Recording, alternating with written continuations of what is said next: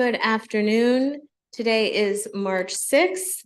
This is the Ways and Means bill hearings, and first we will call House Bill 1287 with Madam Speaker and Marty. Mr. Marty. Yeah. Right.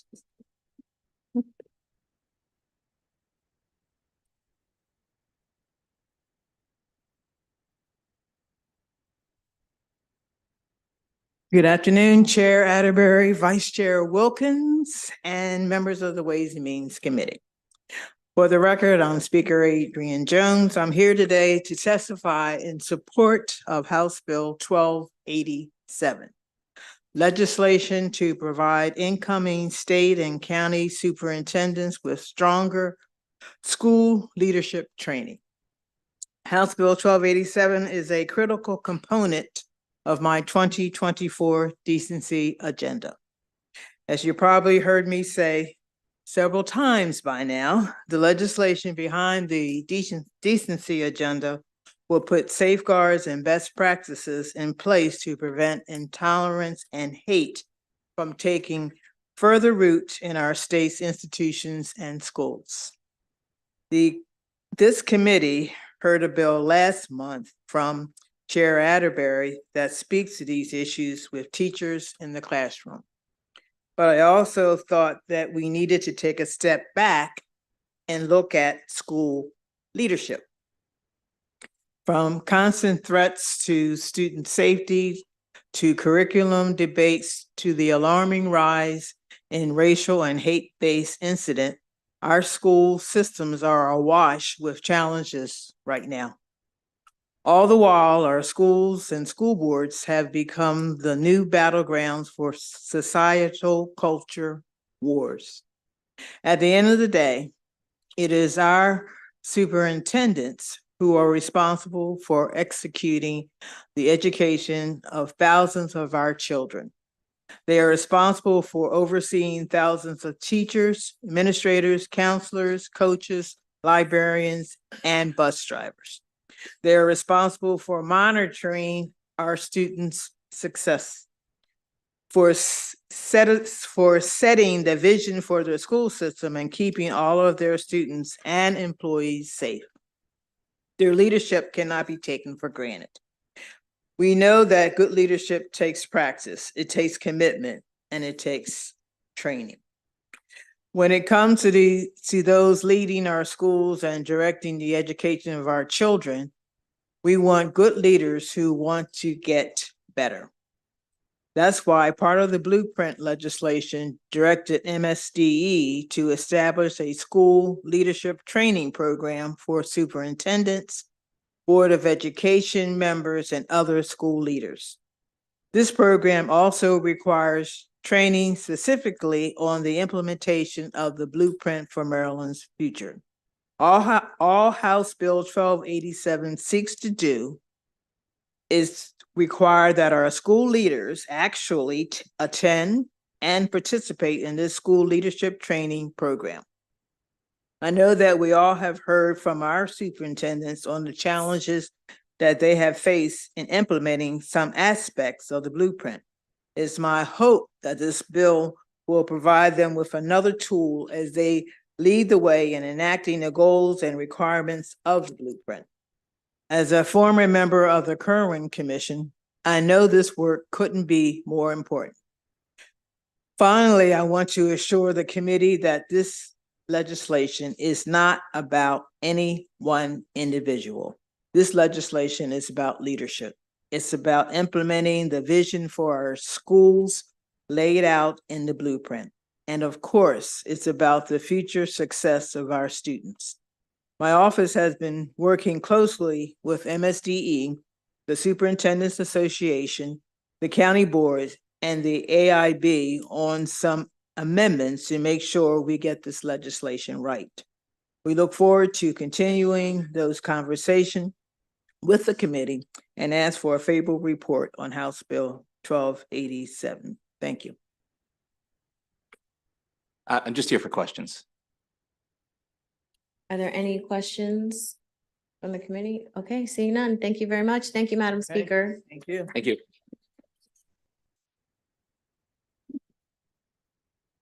Okay, that concludes the hearing on House Bill 1287, House Bill 1373, Delegate Fisher.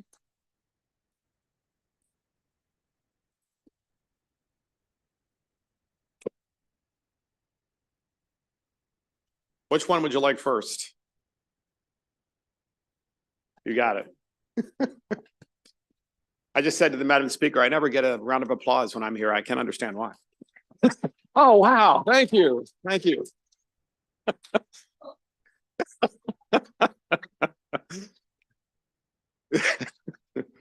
Thank you, Madam Chairwoman and members of the committee. Before you is House Bill 1373. For the record, my name is Delegate Mark Fisher, representing Calvert County. This bill is titled Calvert County Public Schools Extracurricular Activities for Homeschool Students Pilot Program Work Group. Just to be clear, this bill is in my name. It is not supported at this time by the delegation or the commissioners. So I'm offering this bill on my own and being quite frank about it. This is a may, first of all, folks. This is not a bill that you haven't seen before, okay? But establishes the Extracurricular Activities for Homeschool Students Pilot Program administered by the Calvert County Public Schools to allow a student who participates in a home instruction program in Calvert County to participate in an extracurricular activity sponsored by a public school in the county. So effectively, it creates a work group and a study, and it's not a must, it's a may. So something that we desperately need. I know you've heard this before, Madam Chairwoman and members of the committee, but we do have a good amount of homeschoolers in Calvert County who would love to participate in just upper school, high school activities. They're unable to do so. By activities, this particular work group is just for sports, and that's all they're asking. They know that they're not guaranteed to make the team. They know that because it's competitive. They just want the opportunity to try. And that is the bill. Okay, are there any questions from the committee?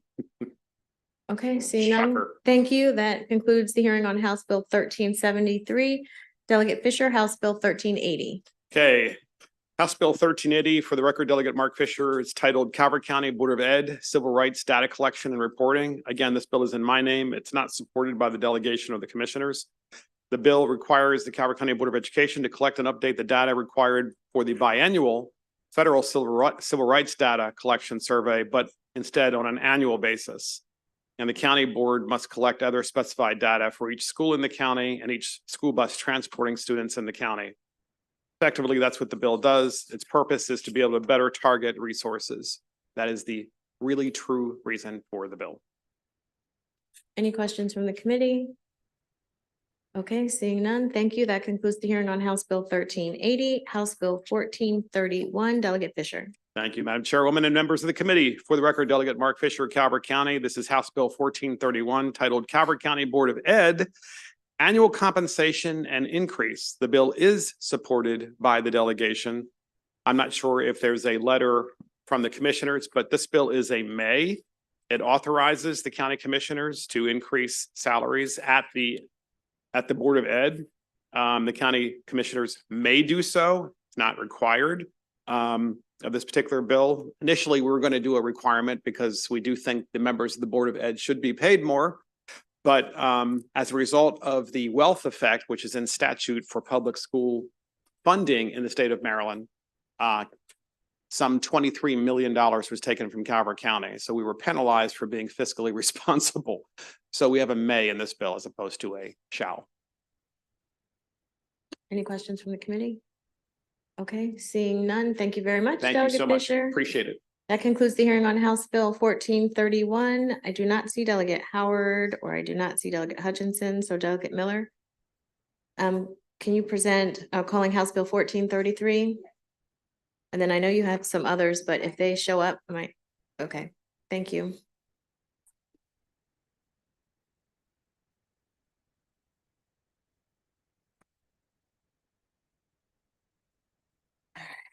Good afternoon, Madam Chair, Madam Vice Chair, and my colleagues on the Ways and Means Committee. For the record, I am Delegate April Miller, and I am here to ask for a favorable report on House Bill 1433. First of all, I would like to thank my bill drafter, Alistair Johnson, who is also known as April Rose's favorite drafter, for his expertise and patience as we navigated this bill. This is not a simple bill, but the premise and intention is very simple. The blueprint is very clear on the need for highly qualified and effective teachers in each and every classroom, but it is highly prescriptive in what that means. A one-size-fits-all approach may not be the best for student learning and outcomes. School systems need flexibility in how they define what makes an effective teacher for their students. For some, it may be a national board certification, but for others, it might not be. A highly qualified teacher in the classroom has one of the biggest impacts on student achievement. However, there are contradictory studies and research on whether the national board certification truly captures teacher effectiveness. Let me give you an example. I sat through hours and hours of heartbreaking testimony of students that are in fourth grade and above that still struggle with basic reading. It has a devastating impact on not only their academic achievement and advancement, but also on their quality of life and self-esteem. Dr. Wright was clear in the shift in Maryland towards scientifically based reading. A first grade teacher that pursues a master's in the science of reading may improve their effectiveness on reading instruction much more than a teacher that goes through the NBCT literacy training.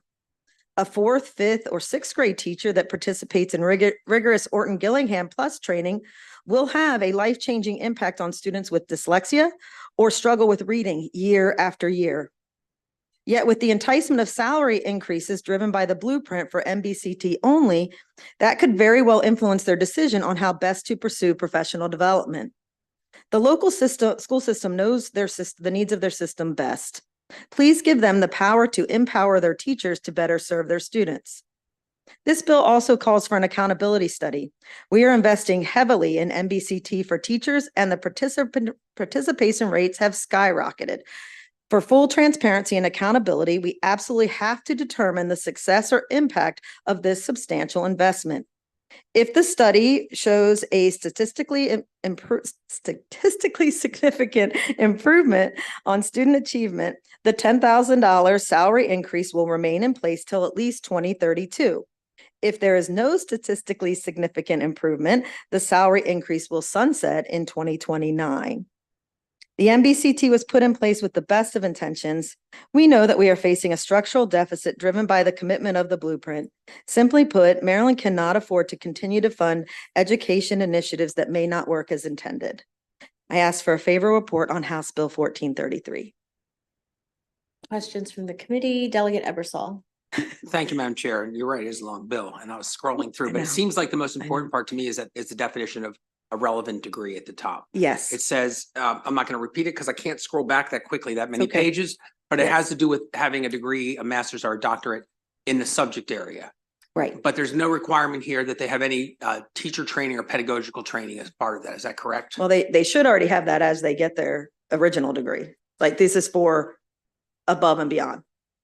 Yeah, but it looks to me like you're just saying that if they get this degree, they would qualify.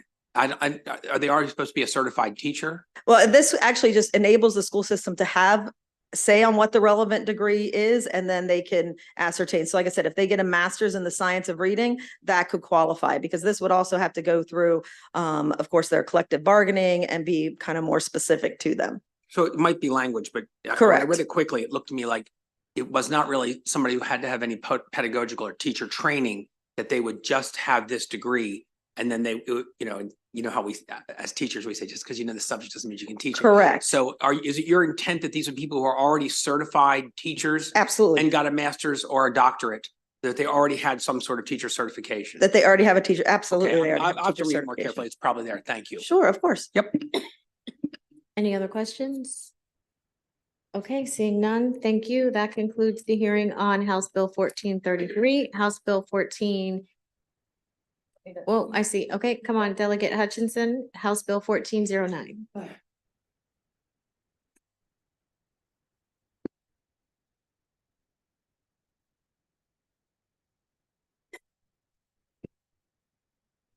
Well, good afternoon. This is my first time here in your committee. And who would have thought that it would be a union bill that's supported by MSEA as well? So actually, I didn't think I was going to be able to be here today. So my intern has done all the research and I'm going to ask her to read my testimony. Good afternoon, Chair, members of the committee. My name is Sophie DeTore. As Delegate Hutchinson said, I'm one of his interns, and I will be presenting this bill, House Bill 1409, Dorchester County, Definition of Public School Employee Alteration, on behalf of Delegate Hutchinson and the Dorchester delegation. So this bill is at the request of the Board of Education of Dorchester County, and as it is a delegation bill, it would apply only within Dorchester County. The goal of this bill aims to formally recognize Dorchester County School non-certificated supervisory employees' collective bargaining rights. Specifically, it would amend Section 6-400-01 of the Education Article of the Maryland Code to include supervisory non-certificated employees in the definition of public school employee in Dorchester County. Currently, public school employee includes only certificated professional individuals who are employed by a public school employer. Certificated requires employees to possess a certificate from the Maryland Department of Education. In Dorchester County currently, certificated supervisory employees and non-certificated supervisory employees are not in the same collective bargaining unit because non-certificated employees do not fall under the classification of public school employee in Dorchester County. This bill will officially bring non-certificated supervisory employees under the umbrella of certificated supervisory employees with official collective bargaining rights. Similar legislation has already been passed in other counties. For example, in Carroll County, public school employee includes supervisory non-certificated employees for the purpose of collective bargaining, which is exactly what this bill aims to do for Dorchester County. And in Montgomery County, similar language is used to group non-certificated teachers with certificated teachers under the public school employee label. As mentioned before, this bill was requested and is strongly supported by the school board as well as the teachers union. While this bill would not affect many employees dramatically, it would improve Dorchester County's collective bargaining efficiency for school employees, which increases the county's ability to attract and retain high-quality employees and improve morale among them. Higher quality employees and lower employee turnover rate means better schools for Dorchester County and higher achieving students for Maryland. Thank you for your time, and the Dorchester County delegation respectfully asks for you to vote favorable on House Bill 1409.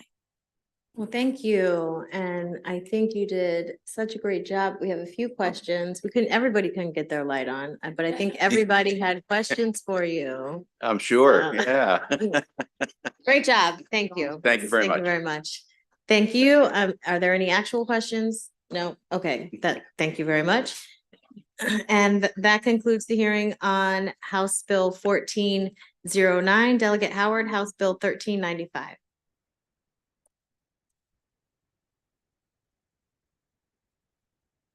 See everyone again, colleagues, Madam Chair, Madam Vice Chair, good to see everybody.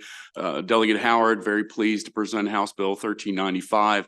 This bill would establish a constituent services liaison for the Anne Arundel County Board of Education.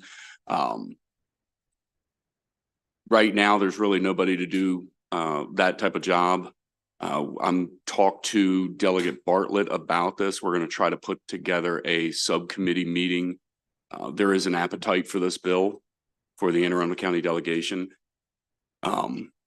One of the suggestions that she made was instead of one person that's a constituent facing, make it two, split the money in the bill. I think it's $120,000 and make one of them specific to special education. So there are some amendments forthcoming, and I know I talked to Delegate Bartlett yesterday. She chairs the education subcommittee for Anne Arundel County, and she has an appetite for the bill. I've also talked to other delegates, definitely have an appetite for the bill, but it's just a matter of getting that subcommittee together. And she told me yesterday that we would be putting something together between now and Friday. So that's pretty much where we are. I also talked to Delegate Pruski, who I amended the title ombudsman out. There's just a bad language That would give, an ombudsman would give investigatory and audit powers over a county auditor for education, which we already have. So, and the real genesis of this bill is to have someone or two or maybe even three people, it depends on what the subcommittee hashes out, that are specifically constituent facing for the board members. Questions from the committee? Delegate Eversole. Thank you very much, Madam Chair, and thank you for bringing the bill. Two quick questions. I gathered you were talking around a little bit, but Anne Arundel County delegation hasn't taken this bill up yet. No, we've taken the bill up. It's got to go to subcommittee. Okay, but you haven't approved it yet. I mean, has no. Anne Arundel County delegation voted on this? No, they have not. Okay, and I also see opposition from AACPS. One of their points of opposition is that it's an unfunded mandate. I would just point out that for the past 2 years in the Anne Arundel County Board of Education budget, this has been specifically asked for. So it's not an unfunded mandate. Okay. And Title 8 of the county charter allows us to do this. And we quite frankly structured that board and set that board up, and we set the guidance for that board. So but it would be out of the school budget that this would come, right? Correct. It would be the county budget. correct. Okay, thank you. Any other question? Delegate Fair? Thank you, Madam Chair. Just a quick question. And I was a little confused. Frederick County has an ombudsman in their school system.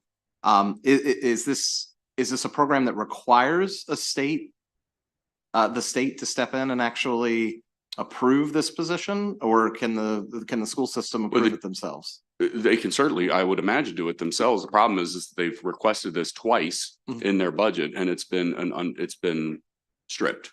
Okay. So, and given the fact that we absolutely can pass legislation, have passed legislation, we are the sole reason and body that created that board.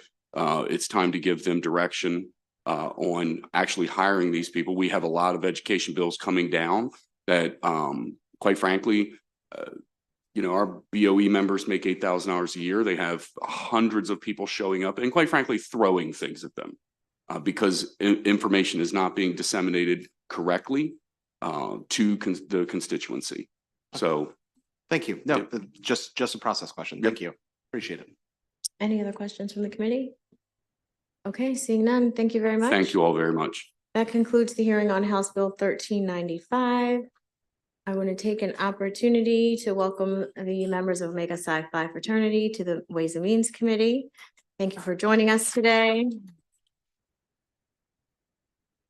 I'll note that I'm a proud daughter. My father was a charter member of Tau Pi in Columbia, Maryland. My brother is a member of LGG. And would you like to say a few words, sir? Thank you, Madam Chair. Just simply say these are the brothers from my chapter, and we have our boss list, if you raise his hand, and my brothers. And I would say our boss is a vice principal of a school in Montgomery County, because this is the Ways and Means Committee. So thank you very much, and thank you, Madam Chair. Okay, Delegate Miller, back to you. House Bill 1418. Absolutely.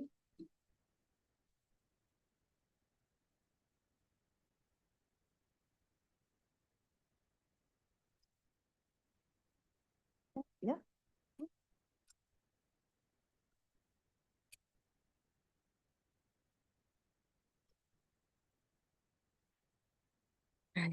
Good afternoon again, Madam Chair, Madam Vice Chair, and my amazing colleagues on the Ways and Means Committee.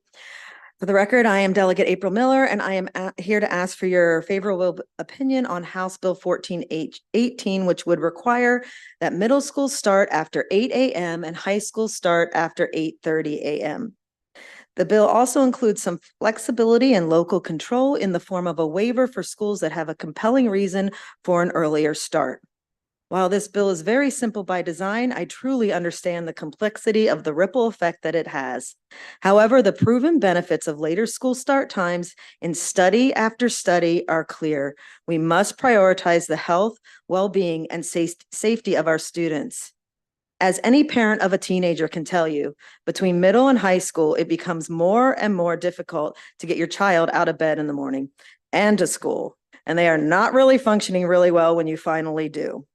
I won't bore you with all of the biology, but there is a natural shift in adolescence of the sleep-wake phase delay, which means later sleep onset and wake times of roughly about 2 hours from their previous sleep-wake cycle of middle childhood. due to delayed timing of melatonin release and an altered sleep drive. In short, just telling them to go to bed earlier is not the answer, and it does not work, trust me. Sleep is truly a bipartisan issue, with both California and Florida recently being the first states to require that public schools start later. This legislation is modeled after the law in both states. Maryland studied this issue back in 2014, and the report from the Office of Public Health is included in the fiscal note. They reviewed the science of sleep in adolescence and the effects of sleep deprivation on academic performance, health, and safety. They also looked at various models of implementation. The conclusion and recommendation section is on page 23 and states, quote, however, in preserving the status quo whereby school start times are a matter for each local jurisdiction, the state risks letting local resistance trump a strong body of scientific evidence that sleep is critical to health and academic achievement. The result of the study was House Bill 39, establishing an orange ribbon of healthy school hour certification. It was sponsored by our now Lieutenant Governor, Aruna Miller, and signed into law by Governor Hogan. What has been the school system's response to this overwhelming scientific evidence and professional recommendations for starting high schools after 8:30? As predicted in the report, the majority of Maryland counties still have high schools that start between 7:25 and 7:45 a.m. And what this means is there are kids that are getting on the bus around 6 in the morning. So that means they're getting up at 5:30 or earlier and getting on that bus. If I told you that there was a program you could put into your schools that would guarantee improvement in students' grades, attendance numbers, graduation rates, both mental and physical health, while also decreasing tardiness, risky behaviors, and even accidents and injuries, would you buy it? Take a moment and search for benefits of later school start times. Article after article, study after study on proven advantages for our students. Here are just two. In the U.S. News, the Academy of Pediatrics has called insufficient sleep in adolescents a public health issue and recommends that both middle and high schools start no earlier than 8:30 a.m. From the American Psychological Association, moving start times can improve student performance and general quality of life. The Blueprint for Education has an entire pillar designed around physical and mental health of our students. What is the true goal of this educational shift that we have embarked on? At the end of the day, we all want smart, happy, healthy students that are well prepared to achieve and succeed. Please do not let another decade go by without addressing this critical issue. Please vote favorably on House Bill 1418. Thank you.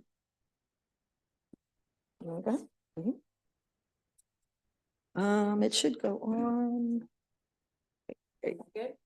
Is it on? Yep, you're good now. Okay. Well, I don't know if there's much left to say. Oh, sorry. Thank you so much. Really, that was just terrific. And I'm delighted to be here this afternoon. So thank you for the opportunity. I'm here to support House Bill 1418, which, as you already heard, would require the school day for middle schools to begin no earlier than 8 a.m. and high schools to begin no earlier than 8:30 a.m. I am Amy Wolfson, a professor of psychology at Loyola University, Maryland, a member of the Start School Later Board of Advisors, the Sleep Research Society Board of Directors, and a founding member of the Start School Later Baltimore City chapter. I have been engaged in adolescent sleep and circadian rhythms and school start time research for over 30 years, you see. And I'm currently collaborating with Secretary Vincent Schiraldi and colleagues on work that will help us improve also the sleep environment and sleep-wake schedules for youth residing in Maryland's DJS facilities, so we might decrease recidivism and positively impact behavior and school performance. Although I returned to Maryland nearly 10 years ago, the Blue Crab State is near and dear to my heart. As I was born in DC, I attended Crest Haven Elementary School in Silver Spring, and my two nieces and nephews attended public school in Montgomery County. My father actually also just returned to Maryland. My research, some federally funded, has focused on adolescent sleep needs and daytime functioning with a particular focus on emotional well-being, substance use, and school performance. By that, I mean attendance and tardiness. Can't do well in school if you can't get there. I am the co-author of what you just heard about, the 2014, the first policy statement written by the American Pediatrics organization, American Academy of Pediatrics, statement on school start times for adolescents. The policy statement, backed by extensive research, advises that for school districts to optimize students, they need to push and regulate that high schools and middle schools do not start earlier than 8:30 in order to optimize sleep, 8.5 to 9.5 hours, and to improve physical. Thank And- you. I'm gonna have to ask you to wrap up. Okay, can I just go to one You more can wrap point? up. Okay, I thought I I had know. 2 minutes, not 1 minute. You Okay. did have 2 minutes. Oh, geez. Okay, all right. Well, what I really want to emphasize has already been underscored, and the key is the research that is biologically driven.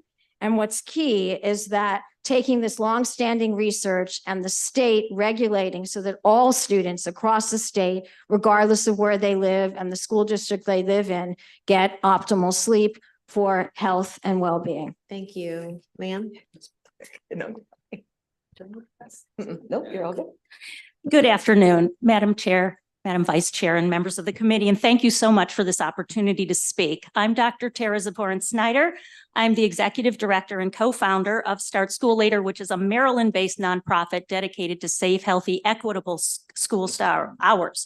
And I'm here to ask you also for a favorable report for House Bill 1418. Amazingly, it's been over a decade since I first testified right here on this same issue. But like so many others who keep coming back, even after our own kids are well grown, we can't rest seeing children year after year after year hurting their mental health, their safety, and their learning when we adults hold the power to do something. And the Maryland legislature is to be lauded for doing something early on, passing, as you heard, landmark school start time legislation in 2014 and 2016. We've seen progress since then, both in Maryland and around the nation. My own county, Anne Arundel, finally succeeded in ensuring healthy school start times in the school year 2022-3. That was after trying since the late 1990s. Meanwhile, as you heard, California and Florida both passed legislation that's nearly identical to this bill. Even so, as you've heard, most Maryland districts still start classes at unsafe, unhealthy times. The challenge is community pushback arising whenever anyone suggests changing school schedules. People often fear that new hours will disrupt their personal schedules or be cost prohibitive. But these fears almost always prove groundless, overblown, or resolvable, as we now know from hundreds of districts that have successfully delayed bell times around the nation. Even so, these fears often make it difficult for local school leaders to do what's right. HB 1418 solves these problems by empowering local districts to prioritize kids and research over unfounded speculation.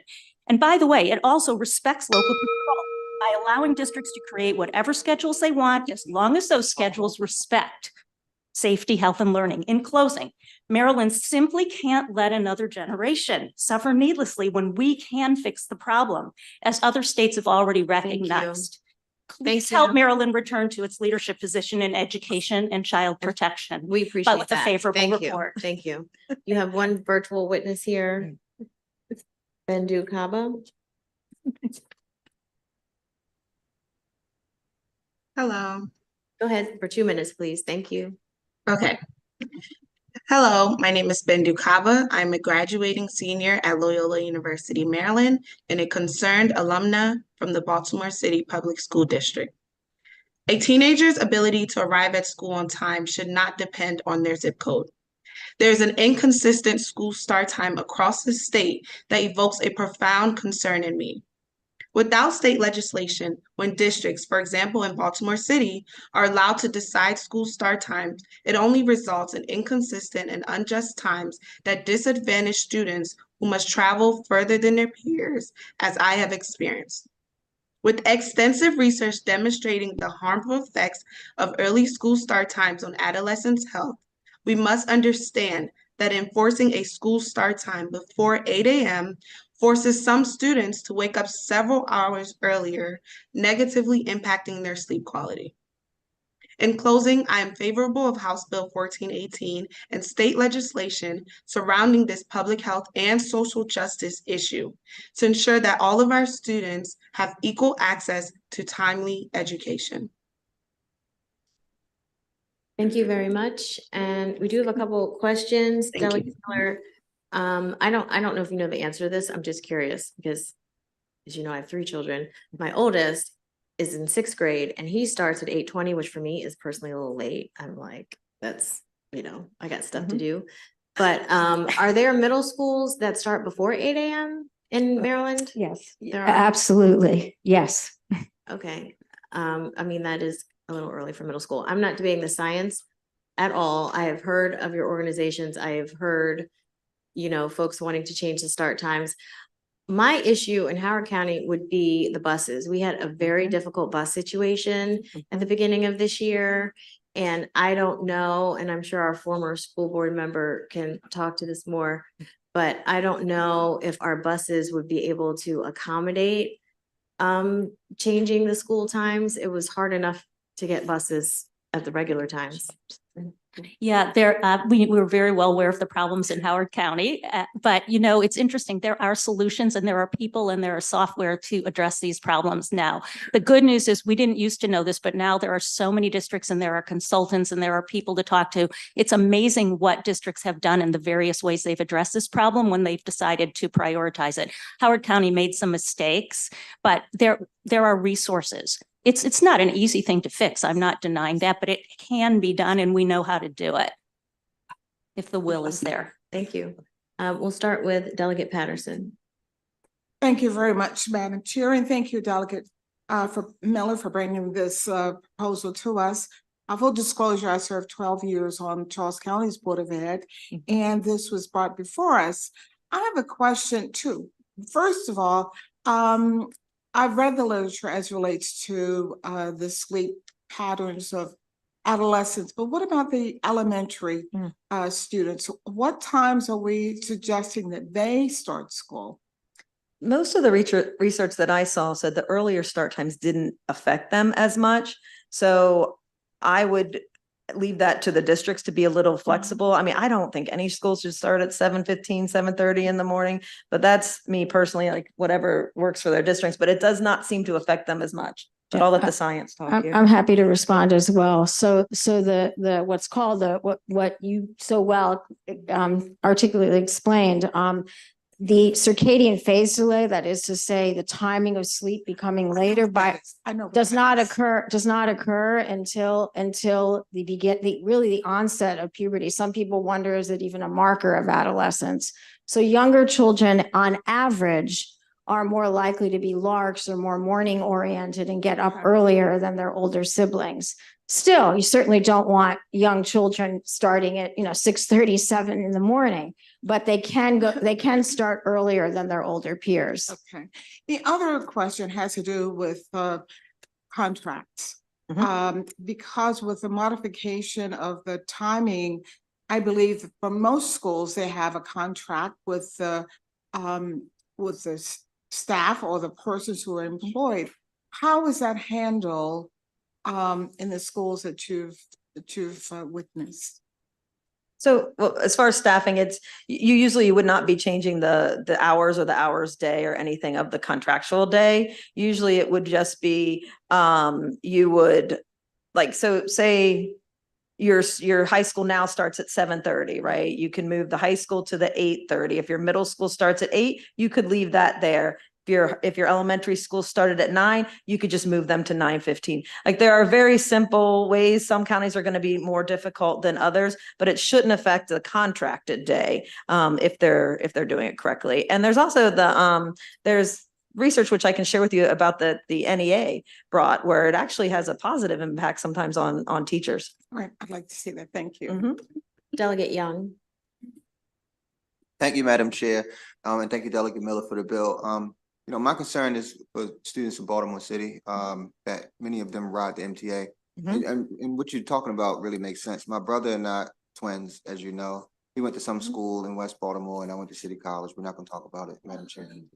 But he would leave, I mean, 6 or something in the morning. I was still in the bed every day. Yeah. We started at 8:20. So I totally understand what you're talking about. But have you all thought about conversations with MTA about their schedule as well for those students in Baltimore City? Amy, did you speak? We haven't yet, but it's a serious concern. You may or may not know that Baltimore City now, as of they're now in the second year with on average, earlier school start times than 2 years ago. That was what led to the founding of the Baltimore City chapter for Start School Later. And yes, as Bendu Kaba spoke about, one of the big issues for Baltimore City is the public transportation. Between 60 and 70% of students in the city use public transportation to get to school. And those same students require 2 buses to get to a given high school or middle school. So that would have to be obviously talked about, but there are other cities around the country that have negotiated that. And I certainly think it would be doable, such as Seattle as an example, Minneapolis and other major metropolitan areas, cities in California as well. Yep, just would be really interested in how that progresses should the bill pass. Thank you so much. Thank you, Madam Chair. Delegate Wu. Thank you, Madam Chair. I was a former school board member in Howard County. We worked really hard to really address this issue during several years. And this last year, unfortunately, we got a situation there. So I think one question for you, right? If we start middle school at 8, what's the best time to kind of wake up? Like 7:30 based on your research? I forgot the number. So I just, the reason I ask, I will have another example to show you. Like I said, I'm happy. I absolutely can. The 2014 policy statement by the American Academy of Pediatrics that I was one of the authors on, we argue for no earlier than 8:30 for middle school and high school. So 8 is for school start time. So the 8 o'clock time for middle schools, even though that is the legislation in Florida and California, certainly our policy statement would argue that really we should say 8:30 and not 8. No, my question is, what would be their best wake up time in the morning? On average, most adolescents it would be difficult to wake up much earlier than 8 a.m. as it is. Yeah, I believe the 8:30 was a compromise. That's an absolute minimum time. That's school starting time. I mean, student wake up time. As I said, it's challenging to wake up much before 8 a.m. And the 8:30 that policy statement decided on was really kind of reaching a consensus of what might be reasonable. But truth be known, it's even challenging to wake up earlier than 8 a.m. So that's why the 8 a.m. start for middle schools is challenging as well. I think originally the California legislation was to mandate that all schools in California, middle and high schools, start no earlier than 8:30, but they went with the compromise of the 8 and the 8:30. I think it's probably, my question not clear. I just want to show example, right? Before our school start might change for middle school, high school, we started after 8. My daughter used to wake up at 7. Now she need to wake up at 6:20, right? I used to wake up at 7. Now I wake up at 6. I just want to check that. So there's unintended consequence with a large scale change. And I think then the problem, if we mandate this, a lot of schools then probably just switch elementary school to be like 7, 6:30, starting that, right? With the middle school and high school. I think that's pretty bad too. And I have been a really strong advocate for start high school a little later, but at the same time, I think mandating individual school systems do that will not really be the optimal solution. So based on what we see, it's not easy to do a large shift over the transportation, and let alone a lot of buses actually work across counties. So then they serve 2 different counties, for example, and it's very challenging. Right, and Washington County has done, they have the high school goes in later. Yeah, there are other, Anne Arundel, like I said, there are definitely counties that have done this successfully. I mean, if California is doing it, it's pretty big school systems out there if they are successfully navigating this. So I think we can do it here. Delegate Miller, let's say this, right? For a lot of California schools, they don't have school bus. right? That's a quite big difference. We have a school bus for our students. Right. I Yeah. have Frederick many County is fri- the largest land area. No, that it's, we have. it's A just lot of buses. for a lot of California school system, they don't have school bus. Right, Okay. but many counties, including Anne Arundel, do have it, and that's the great news. It used to be, there was a lot of pushback because people didn't know, but now we have evidence from many, many different types of school districts all over the country, with and without busing, large, small, rural, urban, poor, rich. They've all found ways to do it, and we can learn from them. So we know it can be done. And in fact, one of the things we've heard out of California is that an advantage of doing it across the state is some of these inter-county problems disappear because everybody is on the same schedule. So the problems of scheduling sports and teachers living in one county and teaching in another, they disappear, if that makes sense, because they no longer have to coordinate really disparate schedules. But remember, not everyone is on the same schedule. It's just that there's a limit. It's a guardrail. It protects kids by setting a lowest limit, but there's still variation after that time. Do you have any But other there's been questions? success. Any other questions, Delegate Wu? Okay, Delegate Wims. Can I say one more thing? Thank you, Madam Chair. I was just looking at the fiscal note, and it said they did a study in Howard and Arundel, Montgomery County. Then it said the results like 19 million for Anne Arundel, and I'm looking here, it looks like about 8 million or so for the other county. But then at the very bottom, it says that no significant increase in school system transportation costs. So I wanted to ask you, what actually would be the cost, or what do you think would be the cost? It's going to vary by system. Again, if we're dealing, with Baltimore City that's using MTA, if we're using Frederick County, where you're just literally sliding and kind of switching it around a little bit, there might be very little cost to it. Some of it might be some upgrades on how they do their transportation scheduling or the software they use. So it could just be a software update. Others do combinations where they go back to combining possibly even middle and high school on same bus route. So, I mean, there's all different kinds of avenues. It just really fits you have to make it fit your county and what works for your county. And then we do have a waiver built into it just in case there are some kind of either like our career and tech centers where they have to kind of navigate around some of the issues. There's other possibly like some charter schools that start a little earlier. So I did put a waiver in there if there's a compelling need for the flexibility. I wanted to give some flexibility with that. Okay, thank you. Thank you, Madam Chair. Thank you. And I just want to say, Delegate Wims, to his point, so in Howard County, it says it would cost about 20 million, and that our number of buses we would need would increase by 299. And they just cut buses in Howard County because we didn't have enough money for buses.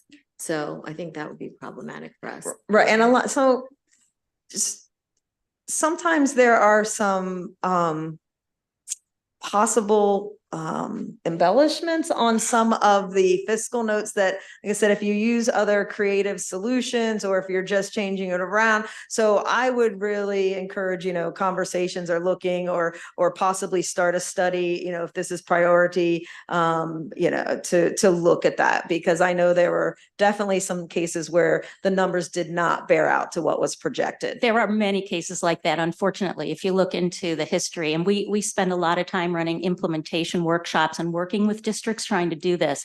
And we see again and again and hear from transportation consultants that there are actually many, many ways to do this. As you heard, you can find high numbers, low numbers, and even cost saving ways to do this.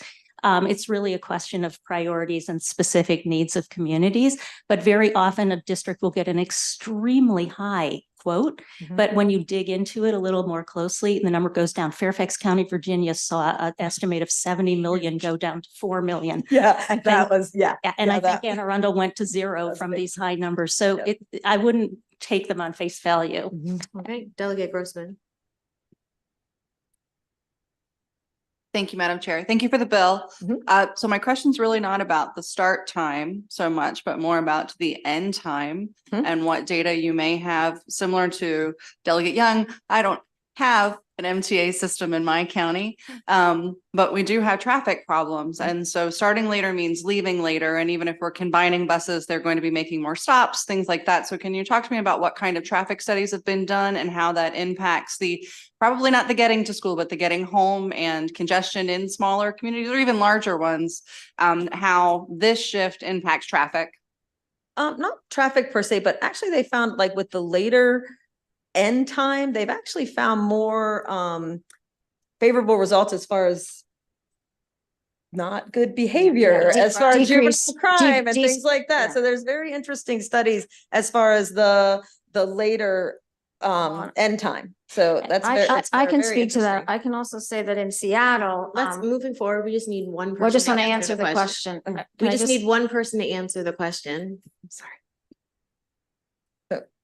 There are studies. Do you want the other I just answer? wanted to Yeah. respond to about the cost issue. Can I Yeah, just? that's fine. I said moving forward, After we don't that. need all three of you to answer. We just, normally we always have just one person to answer the question. Otherwise, we have Okay, 50 that's some fine. witnesses today. Okay, well, can I just respond? Because it'd be helpful information for Deputy Grossman. Seattle, when they delayed school start times for the metropolitan area, and I'd be happy to get the details for you about this. They spent about 2 years working with the community to think through the impact on traffic and did that beforehand so that they could then successfully manage the traffic. So The then- changes. Can I follow up? Just then, would would you envision the need to do that in Maryland? That communities would be doing multi-year traffic studies before this implementation to ensure that it was feasible in their community?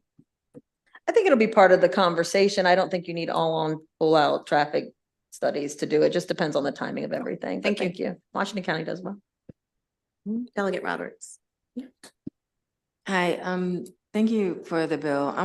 Thank you, Madam Chair. I am a big fan of sleep. However, I know this will be problematic in Prince George's County because we have a shortage of bus drivers. Yes. And I was curious to know how, I didn't even know there were late schools until my daughter went to middle school. Everything has been at 7. Or 7:30, whatever, right? And then, but my question, and her school starts at 9. In fact, officially 9:30. So I actually like it. However, I guess I'm not sure why the need, because my thing is, if you want your child to get enough sleep, why not just make them go to bed at a decent hour?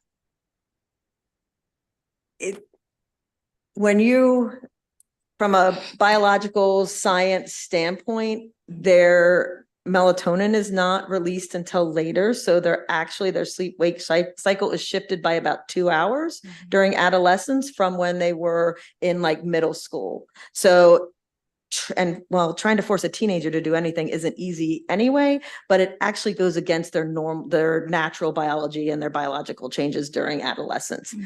So it is very impossible. It takes them longer to fall asleep, and then they wake up later. So I can send you all kinds of studies if you are interested. I love this, and I will talk about it for hours, but definitely Madam Chair is not going to let me do that. Right. Thank you, Madam Chair. No. Delegate Thank you, Madam Chair. Thank you, Madam Chair. So 2 questions. First of all, a little preamble, taught in high school. And when I had a class that was a rough class, I always liked it to be first period. You know why? Because They weren't awake, okay? They were much better behaved. Yes. They were docile, okay? I'm so glad this class is first period. It was a great thing. So you're accurate. And I had a You're principal making once. my point. Thank you. I'm really not here to contradict you. The other thing is I had a principal once, we had testing and decided that even though it got into lunch and caused problems, she wasn't going to start the testing at the high school until 9 o'clock. And you should have seen the difference. Okay. So, and the science is out there too. My wife's a biology teacher and she talks about it all the time. However, okay, and here we go. There are 2 things I'm concerned about. First of all, is I think there should be some language in your bill regarding more direct ability for teachers to negotiate on this, for the collective bargaining agent to negotiate. Sure. Because you heard the chair say she likes this schedule. Some teachers, teach high school because, rather than middle school because it starts earlier and they like that. I loved it. I loved getting home at 3 o'clock in the afternoon. I could take a nap before my elementary school kids got home. But I think there should be some language, and I was curious how you felt about that. And you also have the waiver, which I like, but it just says if the school has a compelling reason. Agree. It's a little loosey goosey. Agree, Okay. agree. I agree with both points. I mean, they could say, sorry, it's not compelling, or a school could say, all of these are compelling reasons because that's how we run our schools. So Correct. I'm a little concerned about that also. Agree with help with tightening that. Compelling language. reason might be, we can't organize our buses well enough, and that's our compelling reason. So we have to decide if we're going in or not, is what I would I say. agree with both your points. Okay, thanks. Mhm. Isn't that so? Sorry, Madam Chair. Okay, seeing no further questions, thank you all very much. That concludes the hearing on House Bill 1433. Oh, no, I'm sorry, that was 1418. House Bill 1430, Delegate Miller. Thank you. Thank you, guys. All right. Good afternoon, Madam Chair, Madam Vice Chair, and my colleagues on the Ways and Means Committee.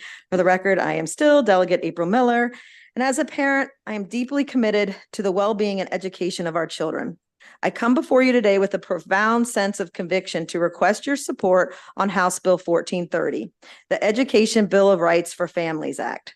This landmark legislation represents a pivotal moment in our ongoing commitment to empower parents and advance transparency within Maryland's public education system.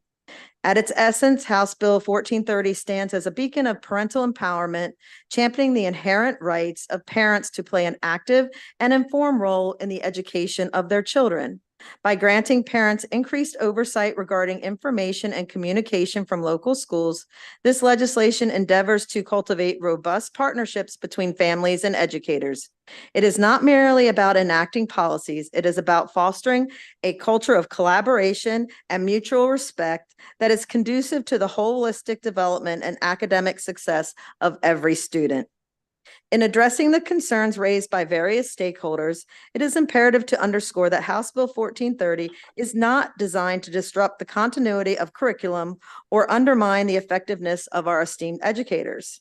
Rather, it is a proactive measure aimed at enhancing the educational experience by equipping parents with the information and tools necessary to support their children's learning journey. By fostering greater transparency and communication, this bill seeks to strengthen the foundation of our education system, thereby ensuring that every student has the opportunity to thrive.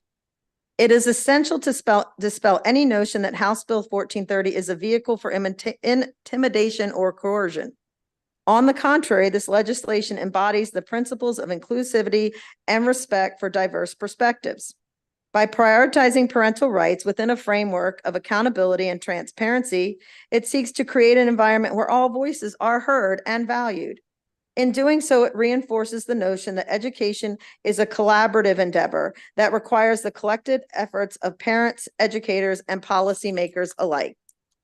House Bill 1430 embodies the core democratic values of transparency, accountability, and inclusivity. Ensures that parents have access to vital information regarding their children's academic and health records, fostering a sense of trust and partnership between parents and educators. The bill prioritizes student safety by requiring prompt notification to parents in the event of suspected criminal offenses, creating a safe and secure learning environment for all. Central to this legislation is the recognition of parents as equal partners in their children's education. By mandating opportunities for regular communication and cooperation between parents and teachers, House Bill 1430 strengthens the collaborative relationship essential for student success. It respects the diversity of values within our communities by affirming parents' rights to opt their children out of sensitive instruction, such as family life and human sexuality education, if they deem it is best for their child. Private school children in Maryland are already afforded all of the rights that House Bill 1430 hopes to give to our public school children. Maryland's parents should not be only afforded the right to be intimately involved in their children's education if they can afford it. By empowering all parents and promoting transparency, we can usher in a new era of educational excellence that ensures the success and well-being of every student in Maryland. I respectfully request a favorable report on House Bill 1430. You have a Susie Scott here.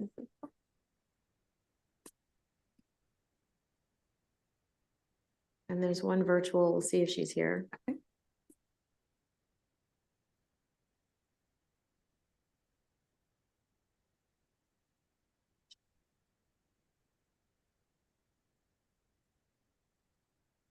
Good afternoon, Madam Chair, Vice Chair, Madam Vice Chair, and members of Ways and Means. My name is Susie Scott. I'm the Chair of the Moms for Liberty Maryland Legislative Committee. We urge a favorable report for House Bill 1430, Education Bill of Rights for Families Act. Parents across the country are rising up to be affirmed as the primary caregiver and overseer of their children's upbringing. Just 2 days ago, Washington State joined 19 other states to pass legislation affirming fundamental parental rights.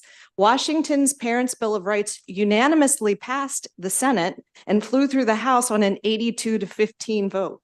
Polling shows Americans overwhelmingly agree that parents have the fundamental right to make decisions for their children.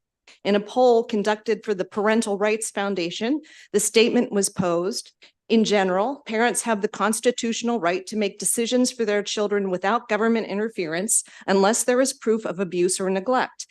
83% agreed with this statement. 51% strongly agreed. Poll after poll reflects this position of parents' inalienable right to direct their children's upbringing. It's about as close to unanimity as you can get on an issue these days. Parents' rights are nonpartisan. Getting in the way of a parent's fundamental right to direct the upbringing of their child is always a bad idea. The number one indicator of student success is parental involvement. This bill will encourage that by expanding communication between the school and the parent. House Bill 1430 will promote transparency in public education. It will ensure parents are informed of what is transpiring in their children's classrooms. Parents are clamoring for this. Transparency in public education is urgently needed. Parents have every right to know what is happening in public schools. Please vote favorable for House Bill 1430 and give parents of Maryland public school students access to their children's classrooms. Thank you. Any questions from the committee? Okay, seeing none, thank you very much. We have some unfavorables. Lee Blinder, Jeremy Browning. And there's another unfavorable virtually. We'll take you two first, please.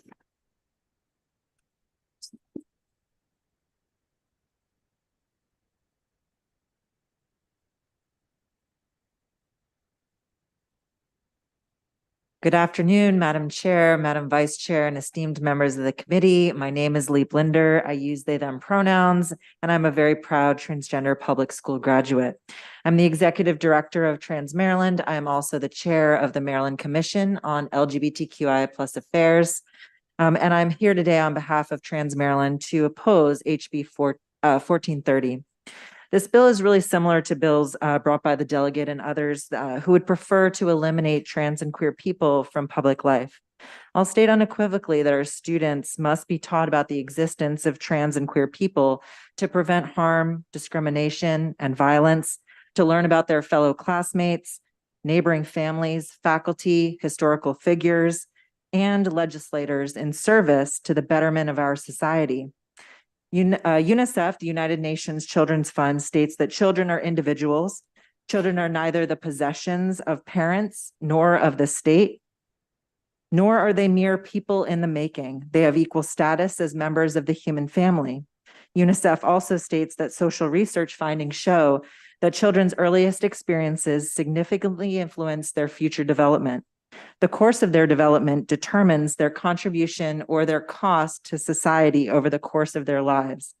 What cost will Maryland youth charge to our society if their government yields to those who seek to remove trans and queer people from public life?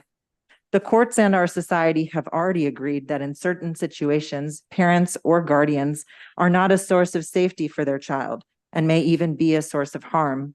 Because of this, we must proceed with safety at the forefront, and whether that safety be emotional or physical.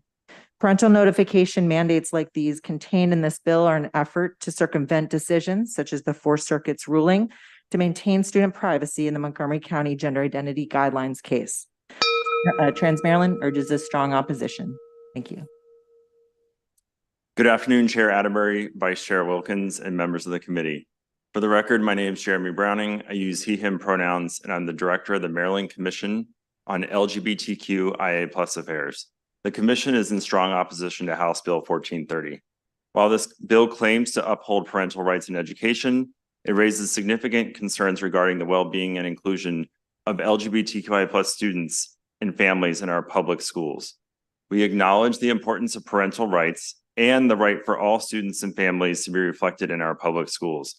We are deeply concerned that provisions in this bill will undermine the efforts to create a supportive and inclusive environment for queer and trans students, since the bill's language specifically targets family life, human sexuality, comprehensive sexual health education, and vital HIV prevention education. The Maryland Comprehensive Health Education Framework already requires school districts to establish policies, guidelines, and procedures for parents to opt out their students from family life and human sexuality instruction in all grades. Furthermore, this bill grants parents the right to access school academic, attendance, health, and medical records relating to their child. While this may seem innocuous, it could have severe consequences for queer and trans students whose parents may not be accepting of their gender identity or sexual orientation. Forced disclosure could result in outing, harassment, or even homelessness for vulnerable youth. In closing, we believe parental involvement in education is crucial, but the bill's language risks undermining the autonomy and safety of LGBTQI+ students. For these reasons, the commission strongly urges an unfavorable report on House Bill 1430. Thank you. Thank you. And do we have Sandy Gold Reynes with us virtually?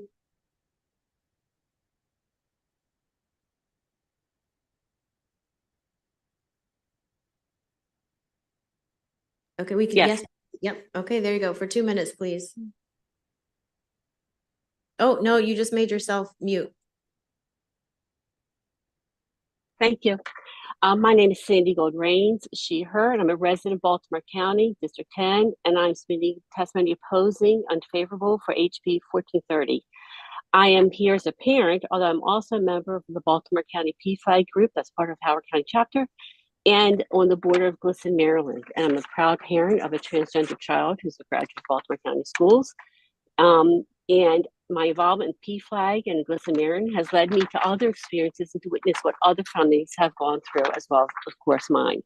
I'm always suspect when there are others who feel the need for parental rights, because what rights do they already have? As a parent, I always had access to my kids' records, to what I need to get from the teachers, from administrators, from guidance counselors.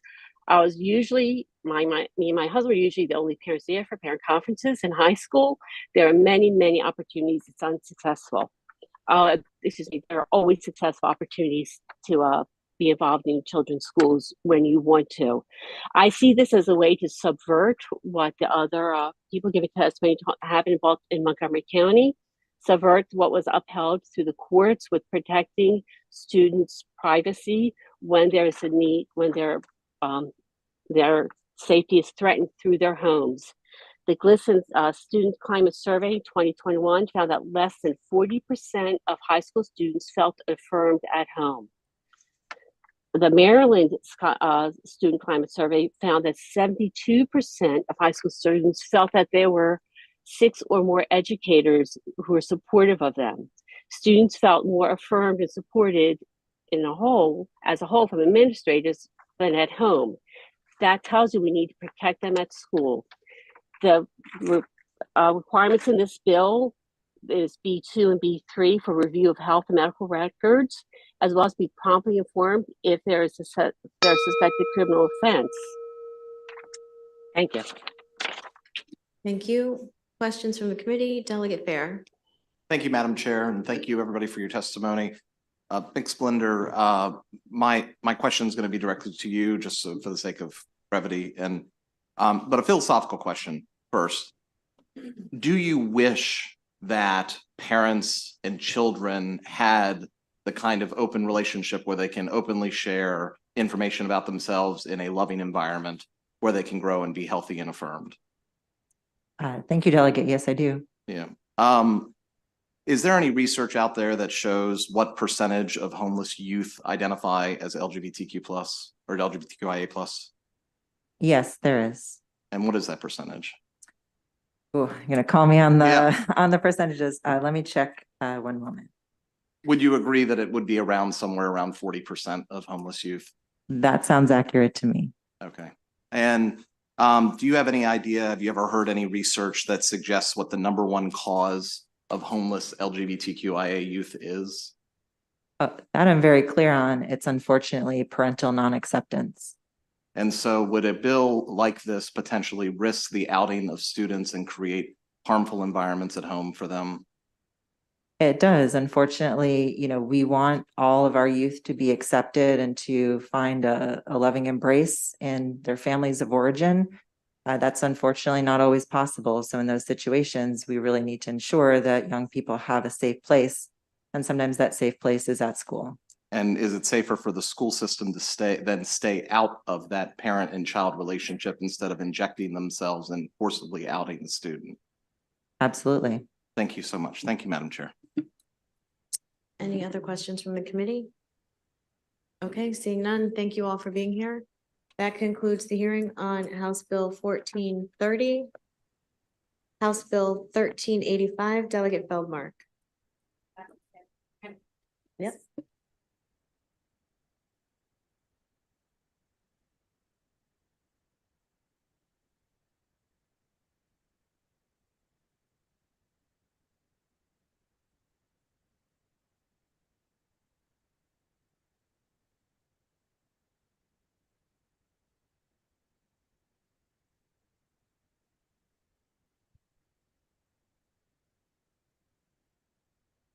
Good afternoon, Chair Atterbury, Vice Chair Wilkins, committee members.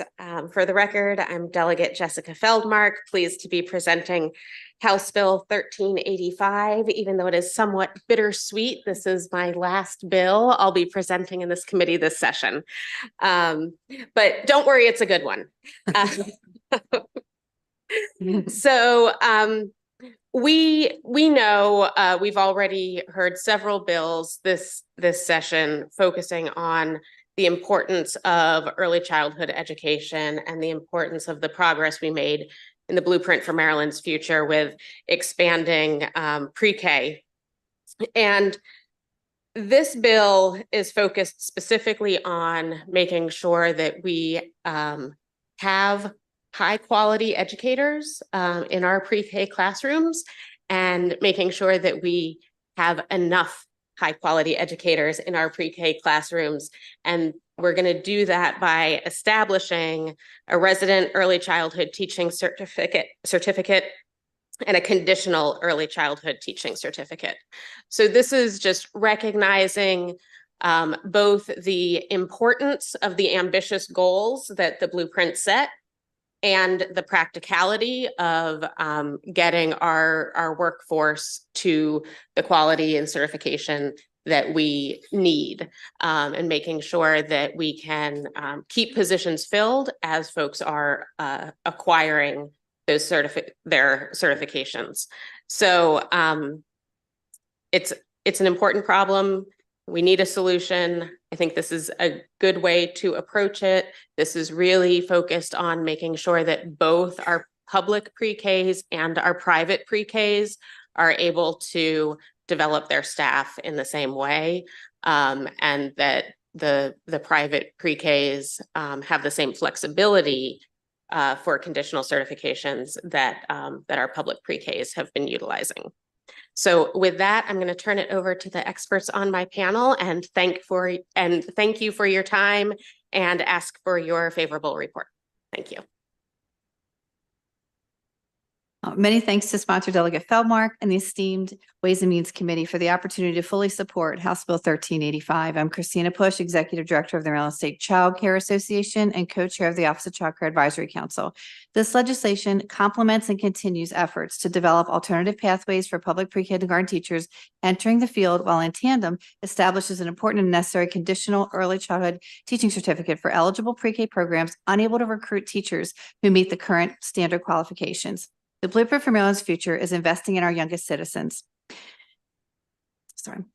In order to achieve the goals of Pillar 1, it is imperative for the state to decrease the numerous barriers, including the codified pre-K through third certification requirements, without sacrificing quality or closing viable childcare programs, which will have a negative unintended consequences in our state. This bill begins to address, along with current bills in the legislative session now, and last year through the Educator Workforce Shortage Act, the important changes necessary to attain the goals of a statewide mixed delivery pre-K system. In FY 2024, almost 99 private childcare programs applied for the pre-K expansion grants. However, only 29 private programs were awarded, which does not come close to meet the mixed delivery requirements in the blueprint. House Bill 1385 works to align with the Accountability and Implementation Board recommendations for alternative pathways to teacher certification and takes important action to equalize the policies within the public schools and private programs who are not given the same opportunities to hire teachers. Maryland, along with the rest of the country, continues to be plagued with critical workforce shortages in early childhood education and childcare. We must take concrete steps to recognize competencies, equivalencies, and alternative pathways for teachers to ensure successful implementation of Pillar 1. MSCCA asks for a favorable report. Thank you, Madam Chair, Madam Vice Chair. My name is Beth Morrow. I'm the Director of Public Policy with the Maryland Family Network. Here in support of House Bill 1385. I wanted to thank the committee for your leadership on the successful implementation of public pre-K. I know you're well aware of the workforce challenges facing the child care provider community. I believe establishing a conditional teaching certificate in early childhood education could help bring parity amongst public schools and private child care providers, ensuring that more children have access to a high quality teacher and a quality early experience. Thank you. Thank you. Is John Willems here, just in case I'm not seeing him? I did not see him. Okay. All right. Are there any questions from the committee? Delegate Ebersol. Thank you, Madam Chair. I know I'm a little worried. John Willems, where's he been, man? I haven't seen him for a day or two. So I'm reading the bill and we're going back and forth between early childhood certificate and pre-K. So I'm wondering what the intent is here. Is the intent to get people so that they can have this sort of provisional or temporary certificate to teach pre-K or to teach all the way through the kindergarten grades up to 3? I'm not going to parse out the language. Just want to know what your intent is. So thank you, Delegate, for the question. And if you think different wording would be more appropriate here, I'm certainly open to your expert recommendations on that. The intent here is really to bring parity between our public pre-K classrooms and our private In the pre-K mixed delivery classrooms. system. Right. So we've agreed on the mixed delivery system as the only way we can achieve these ambitious goals.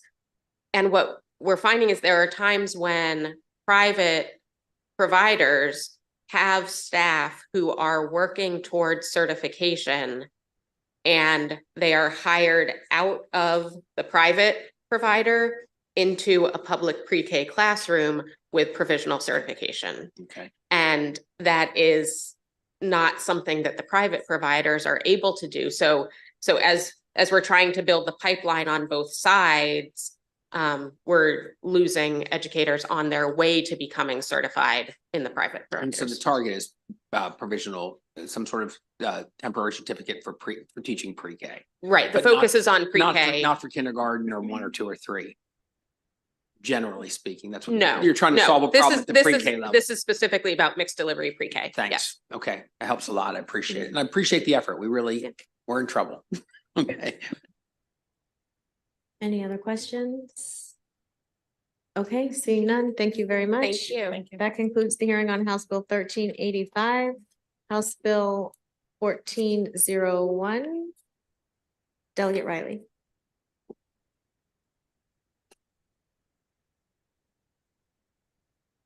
And John Willems was signed up to testify, but he is not here. We'll see. You have 2 virtual people. We'll see if they're here. You can begin. I must start with, this is very impressive. When I was on Ways and Means, Education Day was never this short, so you're doing great. Thank you. I appreciate it. Good afternoon, Chair Atterbury and Vice Chair Wilkins and the members of Ways and Means Committee. For the record, I am Delegate Teresa Riley, representing District 35A, Cecil and Harford County, here to introduce HB 1401 School Psychologist Recruitment Program. This is a familiar bill to this committee, for at the first time I introduced it in 2019. which had some success by requiring each local school system in the state to submit an interim report that addressed 4 areas regarding the ratio of students to school psychologists in each school, strategies to increase the number of school psychologists, policies to decrease the wait time for a school psychologist seen by a student, and strategies to increase recruitment and retain qualified school psychologists. That report was completed and due by December 2020, and HB 1401 is based on their recommendations. This bill would establish a school psychologist recruitment program with MSDE for the purpose of recruiting, training, and retaining school psychologists.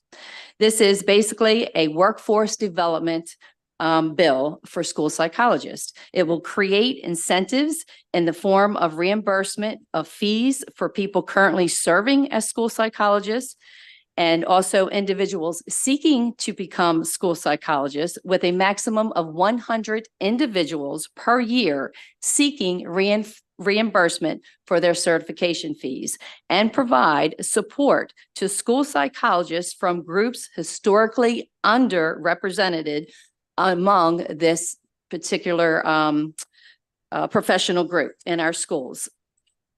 Also in 2019, the NASP, National Association of School Psychologists, recommended the ratio was 700 to 1. By 2020, the ratio was reduced to 500 to 1. That's 500 students to 1 school psychologist. And unfortunately, due to the data we have now, the average ratio for Maryland schools is 1,200 to 1. Clearly, we are going in the wrong direction and falling further behind when it comes to our students' needs, and they're becoming increasingly needed. If we don't do something now, we're going to fall further and further behind. We really need to provide our students with the tools, the resources, and the professional support necessary to address their psychological needs. If you look at the fiscal note, it is very reasonable, considering the great benefit and support that it brings to our students in our classroom. Madam Chair, I had the opportunity to read the letter from MSDE, and I think that fiscal note might even go down, because if you read clearly the fiscal note, it has the responsibilities of MSD clearly defined. And I just want to go through those really quickly. What it does, the requirements for MSD, is to establish the program by developing an application and also coming up with the requirements of the program. That'll be a one-time thing. It will have to maintain the clearinghouse, which will take the application, choose the annual maximum of 100 applicants, and also make the payment for the certification fees. They also have to come up with an educational piece that they would have to provide our schools, so that the candidates would have the opportunity to know that there is a certification class coming up. Again, that is something fairly easy to do. And they would also have to work to seek out to provide the school psychologists from those groups from the historical underrepresented, which they know they have the population of our current schools and what the need is. So that would be easy enough for them also to do, probably per year, to figure out what schools are in that category to provide additional resources to those folks. So what they do not have to do, which I want to point out, what they do not have to do is actually develop or create additional courses or materials, because those certification programs and courses are already in existence under the NASP, which is what Maryland school psychologists have to be certified through if they do not have a master's degree. So again, those items are listed in the fiscal note of the qualifications of our school psychologists. So we wanted to get those people certified through these programs. And that's the certification fees that are being reimbursed. So basically that is it. I think the school psychologists in our schools will partner with the families. They partner with our teachers and with the administrators, and they create a safe and healthy space for our students to learn. And it allows the teachers to teach our kids and the school psychologists to directly work with them on their psychological and their IEPs the way that they should be. And thank you, Madam Chair. And I hope that you go favorable on this bill. And also this year, I've done something a little different than I haven't done. It is also bipartisan and cross-filed in the Senate with SB 499. And I would be happy to take any questions. Thank you very much. Okay, you do have one individual who's virtual, William Look.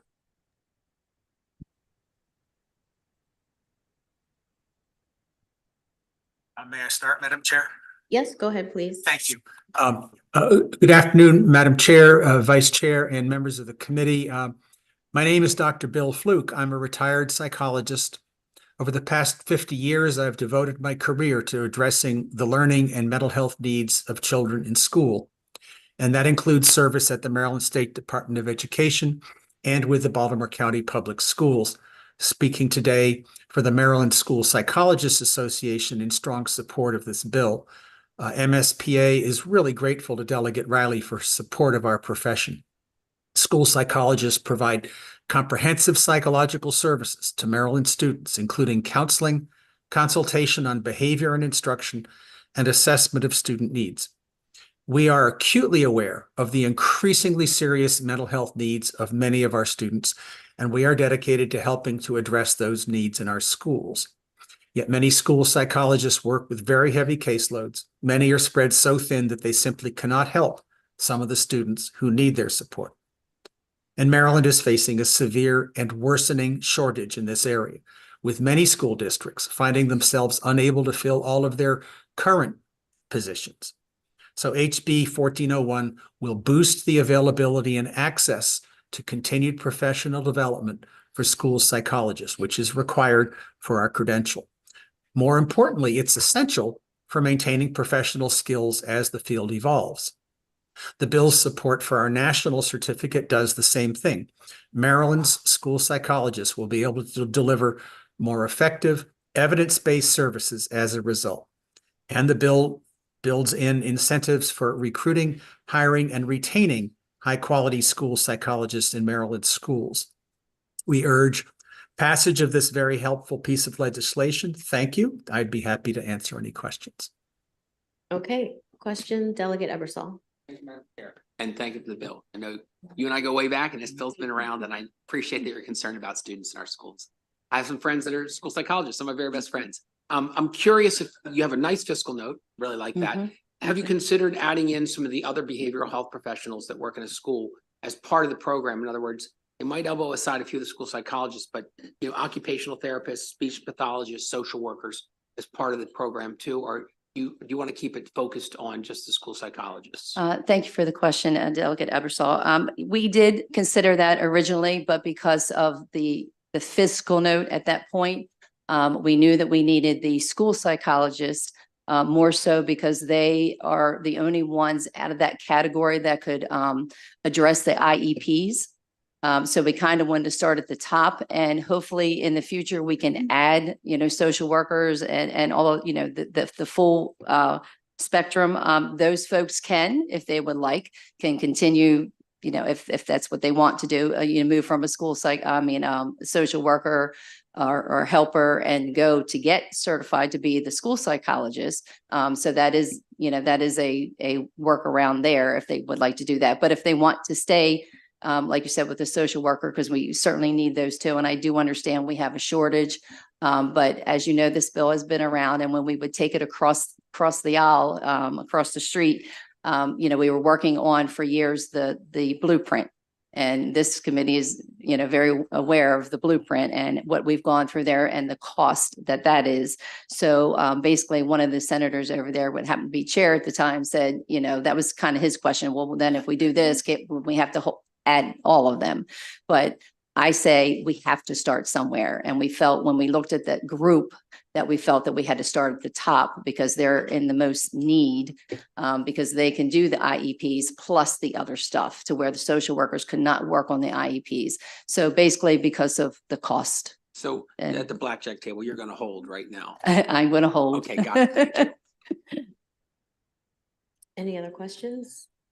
Okay, seeing none, thank you very much. Thank you. And that concludes the hearing on House Bill 1401. House Bill 1403, Delegate McCaskill.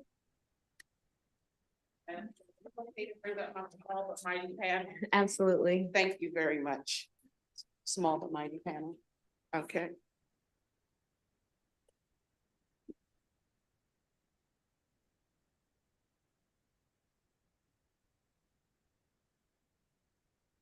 Good afternoon, Madam Chair Atterbury and Madam Vice Chair Wilkins, and to my esteemed colleagues of the Ways and Means Committee.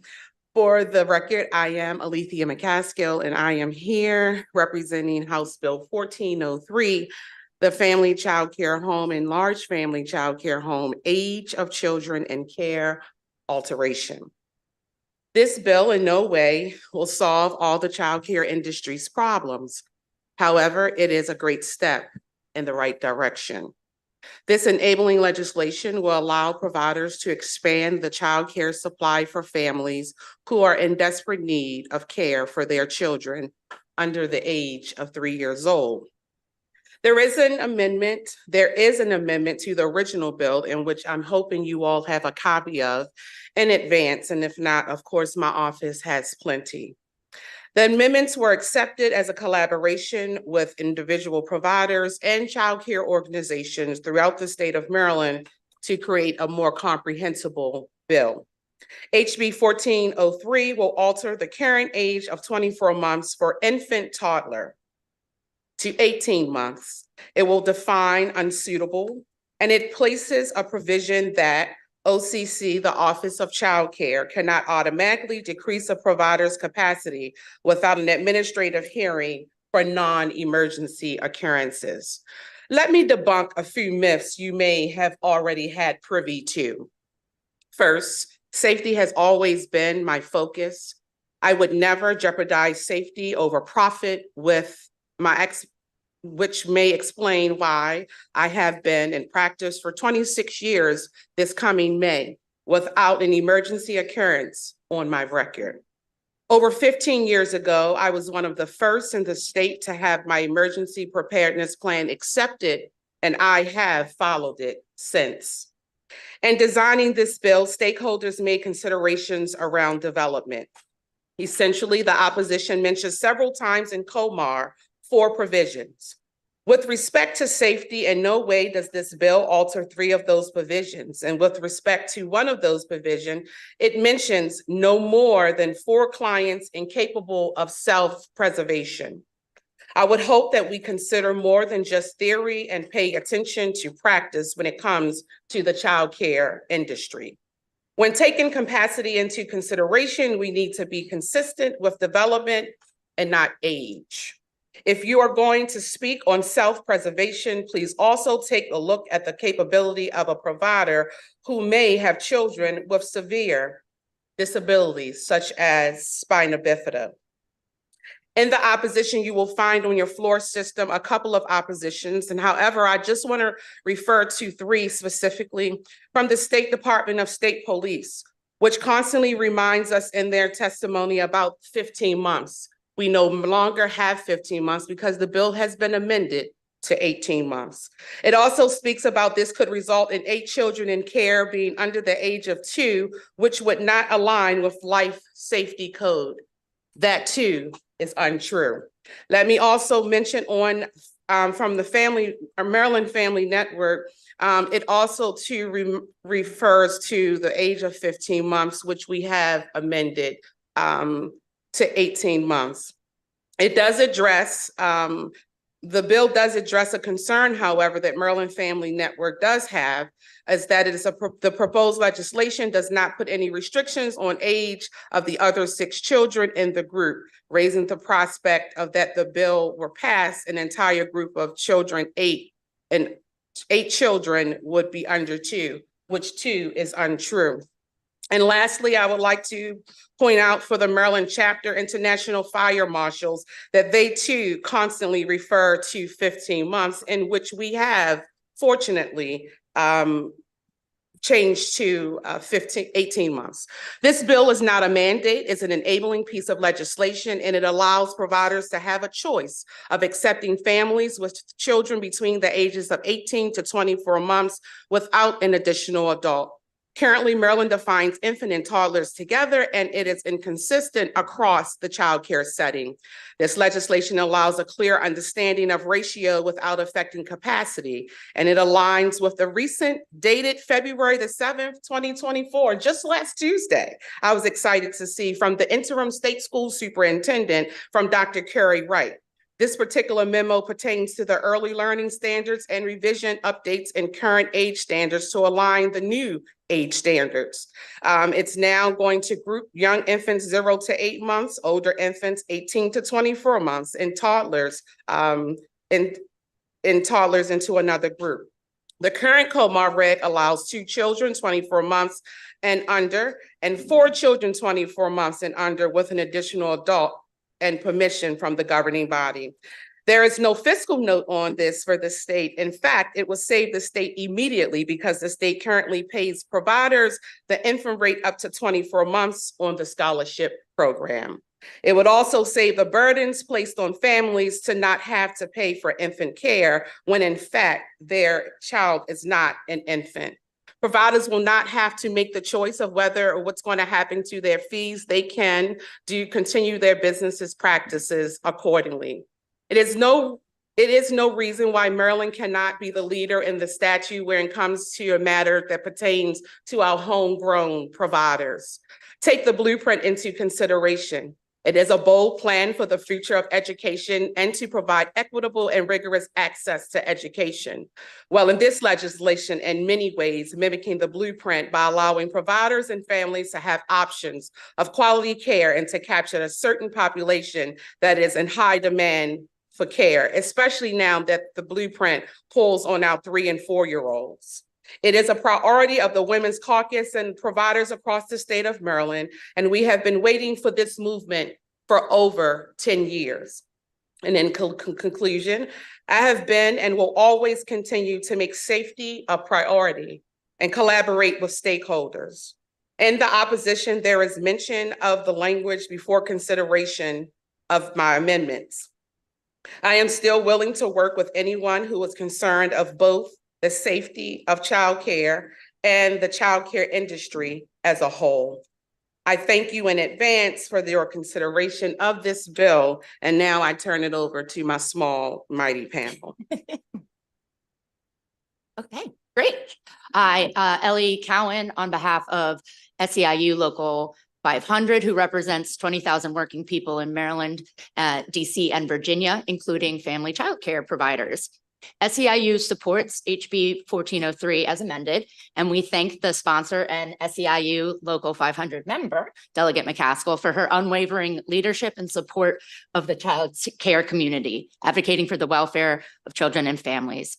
HB 1403 would adjust the age threshold of an infant to 18 months and restrict the number of children under 18 months to 2, with an additional limit of 2 children aged 18 to 24 months without necessitating extra staff. Recognizing the vital role of family child care programs in both the workforce and local communities, this legislation acknowledges the pressing need for infant and toddler slots, which are often in short supply. The child care sector continues to face challenges exacerbated by the pandemic's effect, and Maryland must take proactive steps or the child care workforce will continue to decline and parents will be left with even fewer choices. HB 1403 introduces impactful changes that support the expansion of age-related slots, and SEIU Local 500 requests a favorable report. Good afternoon, Madam Chair, Vice Chair, and Committee. My name is Fatima Whitmore, and I've been a co-provider in Baltimore County for 23 years. Many childcare challenges vary by state, and Maryland seems to be no different.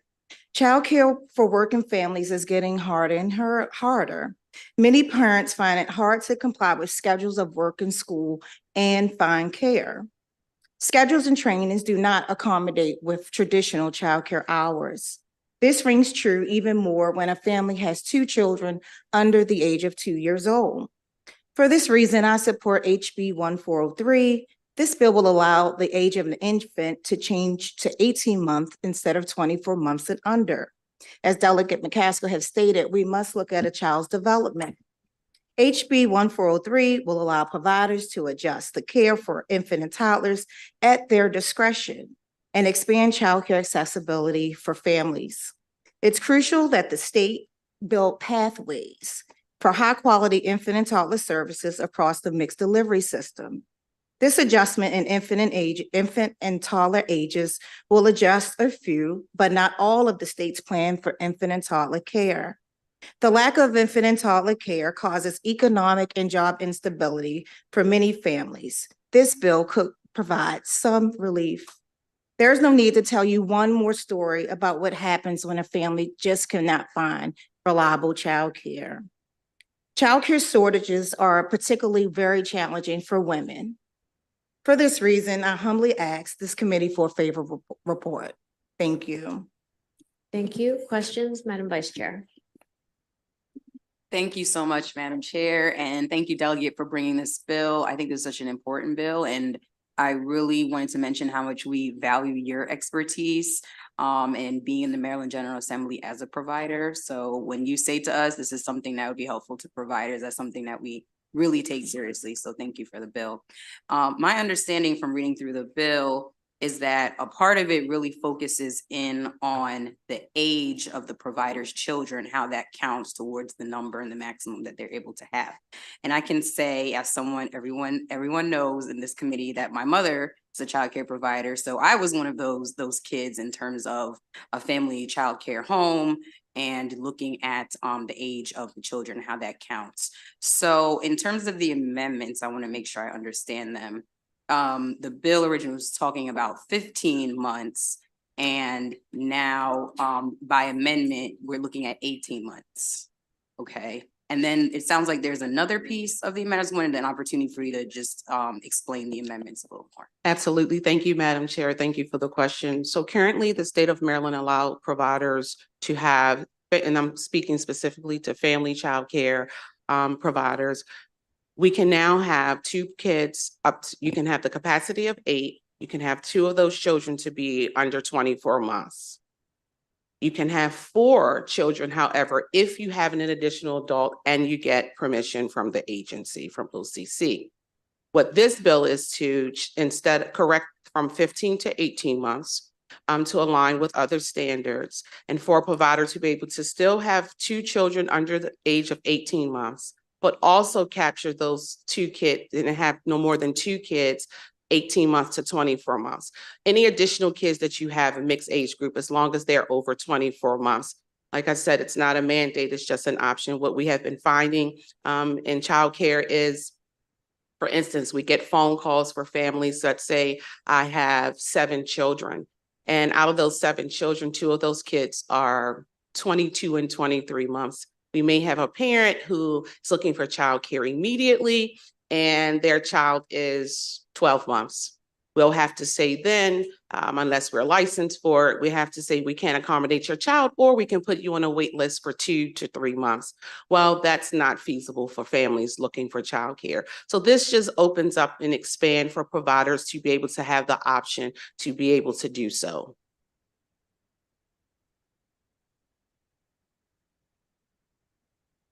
Thank you. That's super helpful. So thank you for taking the time to explain that further. And so with the amendments, this was something that you engaged and talked with other providers and helped provide input in order to move forward these amendments, correct? Yes, absolutely. Okay. And keeping in mind, we have literally been trying to work on this for over 10 years. So every year, which is part of the reason why I jumped to the other side, if you will, is because folks said that we are creating policy that looks good on paper, but it doesn't work in practice. And so now that we have the blueprint, which I absolutely love, we and support, we also have to look and take into consideration the other populations. Thank you so much. Delegate Fair. Thank you, Madam Chair. And following up on Madam Vice Chair's question, actually, that kind of ties into what I was curious about, which is, has there been any data or surveys conducted to get feedback from all the stakeholders about this initiative?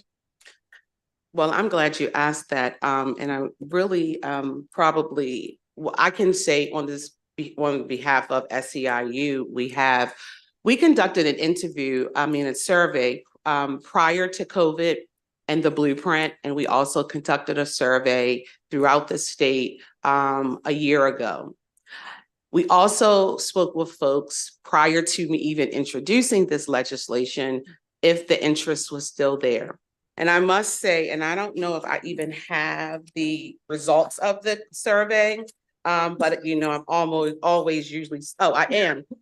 And so providers all across the state, not just SEIU members, strongly agree, right? That they are more than capable. We have to look at the capability. And so one of the things that fire marshals do look at, and I look at, is if a fire breaks out, right? We have fire drills every month. We have emergency preparedness drills every 2 to 3 months. If a fire breaks out, how are we going to get everyone from the premise safely? And so what the fire marshals think about is, you able to grab 2 children in your arms and the rest will follow suit. And so that is, I guess, the mindset of what they were looking at.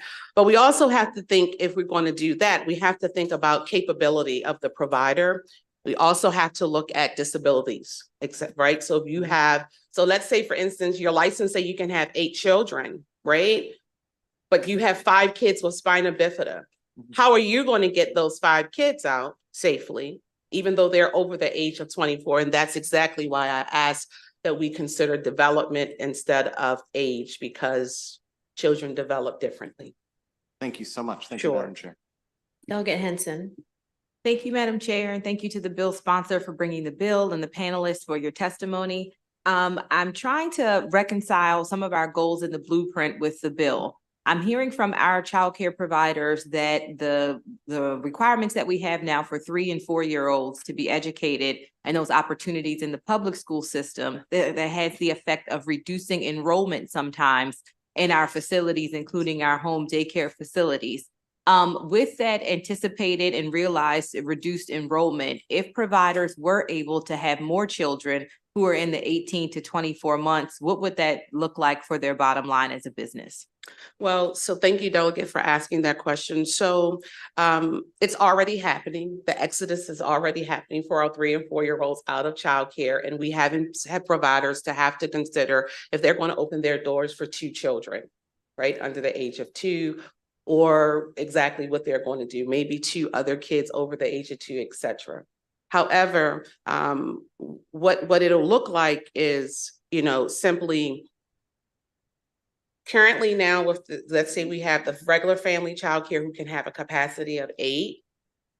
Now with this bill, they can have 2 of those 8 children can be 18 months and under if a provider prefer care to do so. And no more than 2 between the ages of 18 and 24 months. And again, the other groups can be a mixed age group. Like I said, this is enabling, it's not mandatory.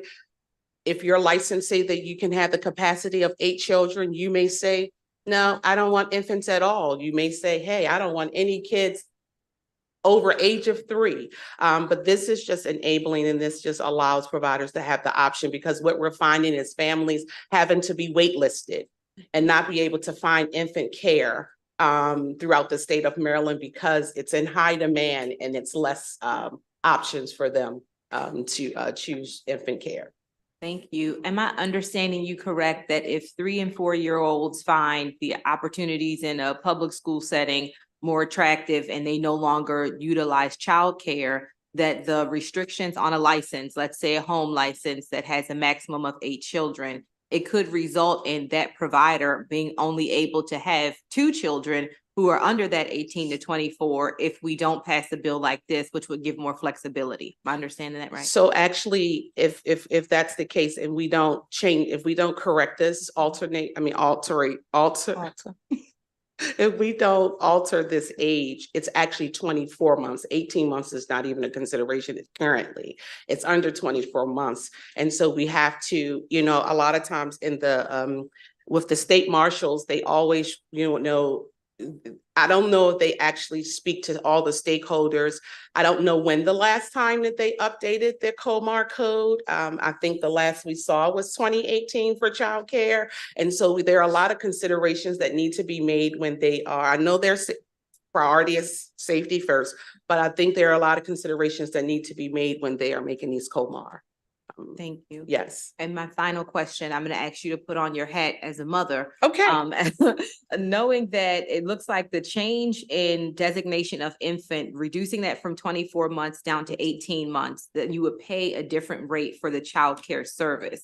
What effect would that have on a family's bottom line if that adjustment were made? Oh, you're talking my language. So let me just tell you.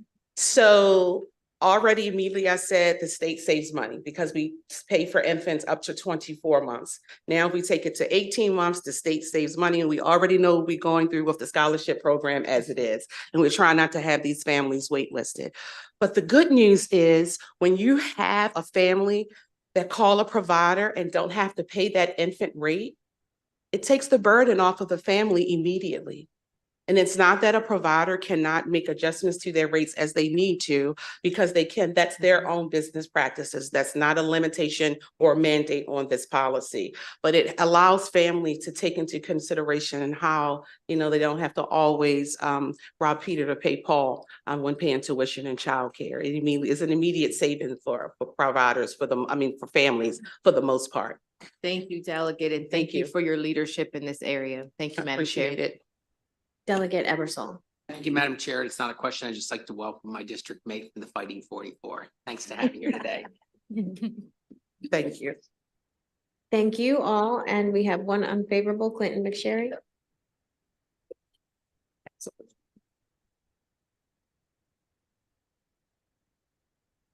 If you don't mind, I'm going to just sit here with my friend Clint as well, so I can take notes as for anything that he, you know, may throw at us.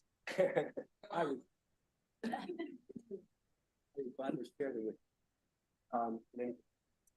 we go. Thank you. Madam Chair, honorable members, good afternoon. I'm Clinton McSherry of Maryland Family Network, testifying in opposition to HB 1403. I got to tell you, we regret opposing this legislation because of the deep respect we have for the sponsor and for her many dedicated fellow professionals in family childcare. Make no mistake, they are superwomen, but there are limits to their superpowers. Caring for 4 children under the age of 2, plus an additional 4 older children, is beyond the limit providers should safely and effectively be permitted to handle. There may be some, maybe one sitting next to me, who I don't doubt could handle that, but we have to make bills that cover all providers, the entire profession, not just the cream of the crop. You should reject this bill on the basis of fundamental health and safety considerations, as the state fire marshal urges you to do in its testimony. You should reject this legislation on the basis of a single provider's child supervision capacity, which is why I can tell you that this bill would violate the published standards of the National Family Child Care Association, the U.S. Department of Health and Human Services, and the National Fire Protection Association's Life Safety Code. And you should reject this bill on the basis of core child development principles and developmentally appropriate care practices for our youngest children, which is why the American Academy of Pediatrics Maryland chapter is also joining us in urging an unfavorable report. I could blow my entire 2 minutes on any one of these objections, but let me focus on health and safety. Delegate McCaskill's done a fine job, I think, of explaining that. It's important to note that now, in Maryland and elsewhere, children under the age of 2, that's 24 months, are deemed incapable of self-preservation. There may be exceptions. There may be children who are under the age of 2 who are capable of self-preservation. There are equally, however, exceptions. I've known a lot of 3-year-olds who I would put in a category of not capable of self-preservation.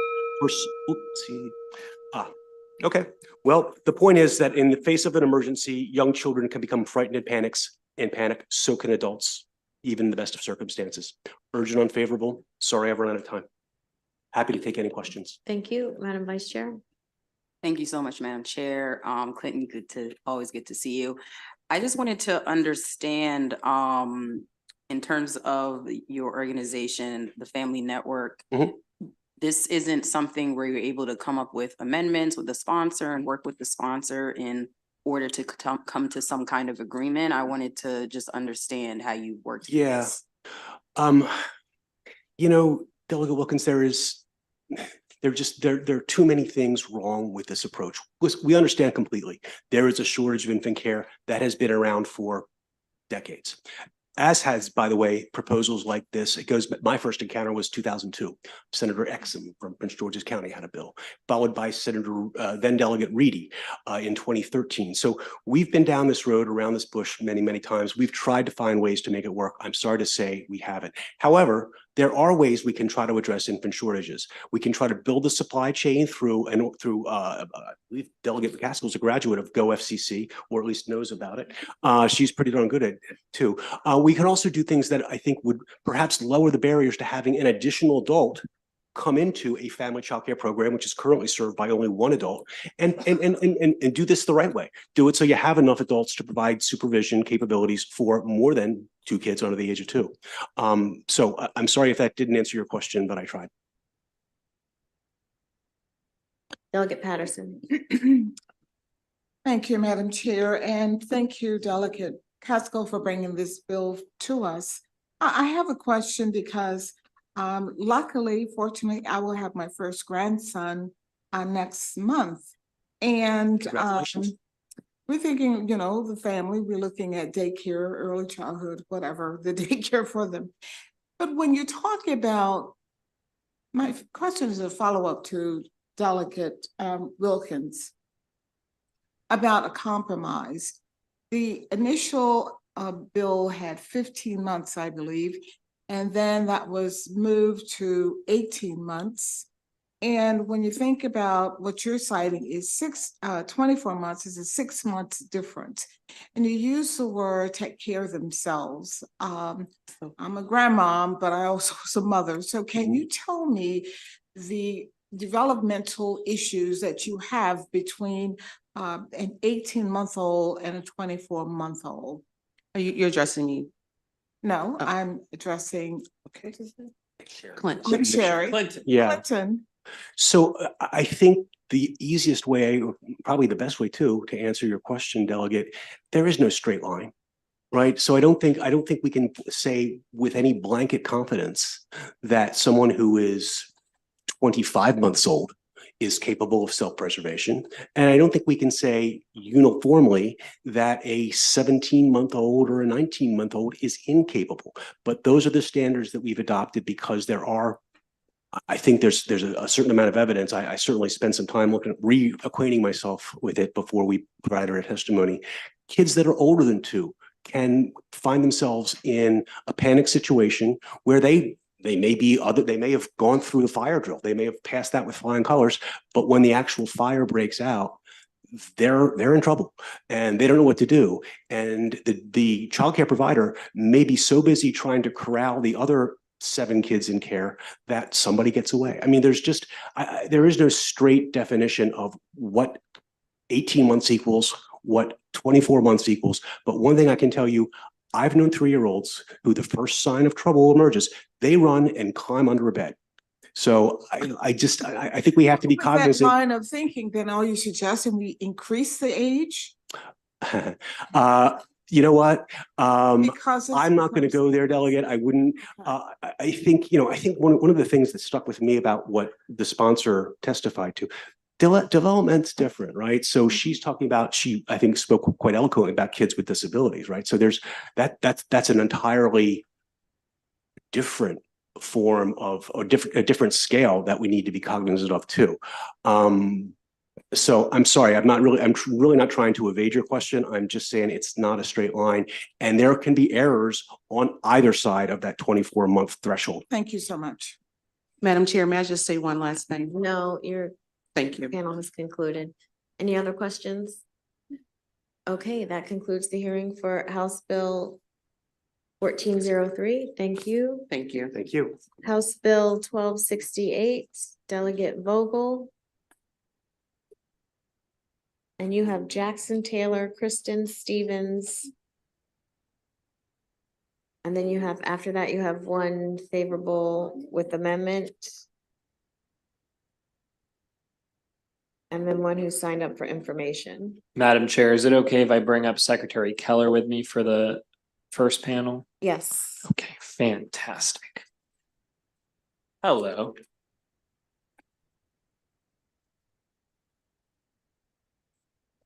Madam Chair, Madam Vice Chair, Ways and Means Committee, hello. I'm Delegate Joe Vogel for the record here in support of House Bill 1268. House Bill 1268 seeks to address what I consider to be a very serious issue in our schools, which is that there is not a uniform policy for carrying naloxone among students, and there is not a Good Samaritan policy for students who seek to administer naloxone in the case of an overdose. This legislation would address that while also addressing a gap in another serious gap that I considered in our curriculum, which is a failure to train students on the benefits of naloxone in the case of an overdose and how naloxone can help save a life in the case of an overdose. I have a strong panel here, including our Special Secretary of Overdose Response, Secretary Emily Keller, as well as Jackson, who's here to speak from a student perspective. I will turn it over to the Secretary. Thank you very much. Madam Vice Chair, committee members, thank you so much for your time today. My name is Emily Keller. I'm the Special Secretary of Overdose Response, and I oversee Maryland's Office of Overdose Response. As Governor Moore has made clear many times before, those closest to the problem are closest to the solution. Too many students and young folks are struggling with substance use disorder, and too many of them are dying of overdoses. One is too many, but unfortunately, the number isn't one, it's many more. In fact, in Maryland, fentanyl-related overdose deaths among people aged 25 and younger have increased by 374% from 2012 to 2021. Empowering people and giving them the tools necessary to help is a vital strategy, especially with young people. Making naloxone accessible to every Marylander is one of our priorities because we know it's the #1 life-saving tool. It can be hard for adolescents to trust adults and trust authority figures, but they do trust each other. And that is why it's so important for them to be in a position to respond to an overdose. This bill would expand drug education in schools to teach students about naloxone and to teach them how to spot and reverse an overdose. Naloxone is a simple to use, effective medication, and it will have no harmful effects if administered to someone mistakenly. And because of the Good Samaritan law, people administering this lifesaver are also protected. Our kids deserve to have access to all evidence-based, safe and effective resources to help reduce overdose deaths in the community. Let's be honest, young folks know more than we'd like to admit, and they're their own best advocates. As a Special Secretary of Overdose Response, but also as a mom to a 16-year-old, I ask that you please provide a favorable report for this bill with the suggested amendment of the training and education being provided specifically for the use of naloxone. Thank you. Good afternoon, Madam Chair and Madam Vice Chair. I'm Jackson Taylor and I'm a student from Montgomery County. Within Montgomery County, I run the student-led task force on the opioid and drug crisis under our regional SGA. I am also one of the few youths from around the state certified by the Department of Health and Human Services to teach the Maryland Overdose Response Program. And I have taught it to other youths about 5 times so far this year. While I'm not here speaking on behalf of these organizations, I think it's important to mention them because I have been fighting for things like HB 1268 for just over the last year. This bill is important for many reasons, the first of which would be its role in starting prevention and knowledge about drugs at an early age.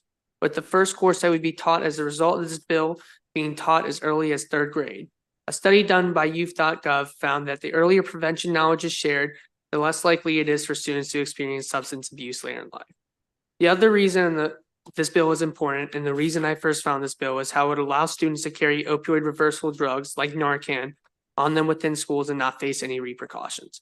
Also, how it would require opioid reversible drugs to be kept within every school to be used in the case of an emergency. Sadly, these are two things that are not already the case everywhere in the state and are currently only present in 2 out of the 23 counties with it. This is extremely ironic, being that everywhere you go, you will hear how people want to protect our students, but when these same students are overdosing in the bathrooms, the school does not have this simple little drug that could help save the life. Whenever I am asked why it's important to allow students to carry Narcan and things like it, I say it's because students will know long before an adult would if another student is overdosing. Because like she stated, we know and trust each other a lot more than we would trust an adult with knowledge like that. And an overdose is like CPR, where the sooner help is given, the less likely there is a chance of irreversible damage from happening. It is for these reasons that I'm asking for a favorable report on HB 1268 to help protect our students and continue this fight against this growing epidemic within our nation as a whole. Thank you. Thank you so much to this panel, and special thank you to Jackson. We appreciate all of your leadership in your school, and we love to hear from students. So thank you for being here, and hello, Madam Special Secretary. We'll now go to questions. Delegate Hornberger. Thank you, Madam Vice Chair, and thank you for bringing this bill. Definitely something that warrants taking another look and updating. I did see that two items here. I did see that there is a reporting requirement for when this occurs as current law. However, I didn't, and this is in the fiscal note, last page. I did not see a pathway or a educational requirement. This being a unique population, you have the ability to mandate what happens afterwards, as opposed to the general public. So if there is an overdose, they're treated, they survive. What happens after that? Because I didn't see any language to that in the bill. Delegate, I have the privilege of serving with you on the education subcommittee, which I assume it'll land in that committee under the good chairman. And I'd look forward to working on that specific element of the bill. Okay.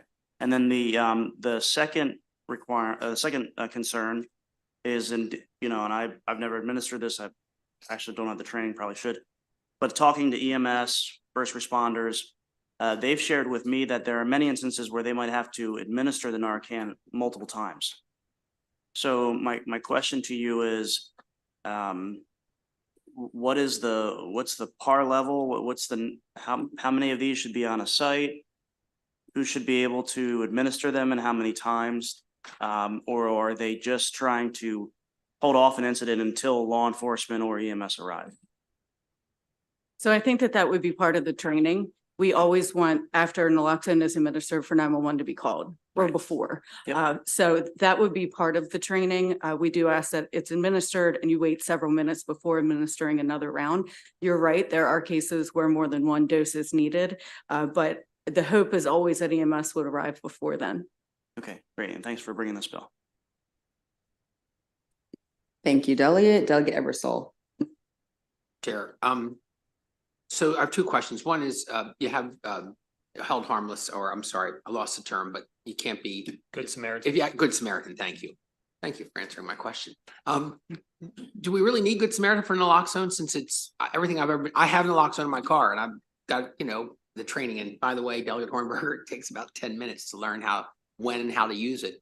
But since I was told that I would never be in danger if I misdiagnose somebody by giving them naloxone, why do I need a Good Samaritan law for this? And because the reason I ask is because we're putting it in the hands of children. So if there is some danger that someone would need to be Good Samaritan, I worry about children having it.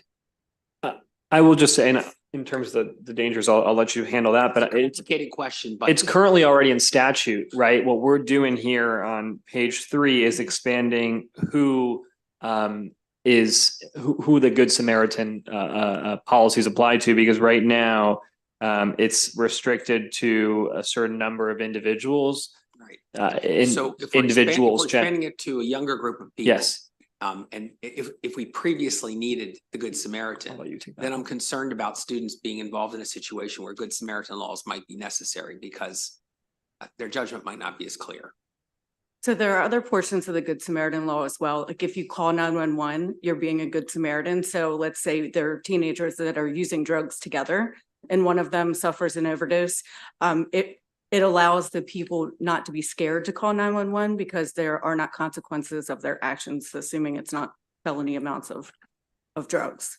So the Good Samaritan law is very important. Before we had it, we were finding people were scared to call 911 because they thought they were going to get arrested too. So whether it be teenagers underage drinking at a party or using drugs or whatever, it allows them, empowers them to call 911 without fear of that consequence. Right, okay.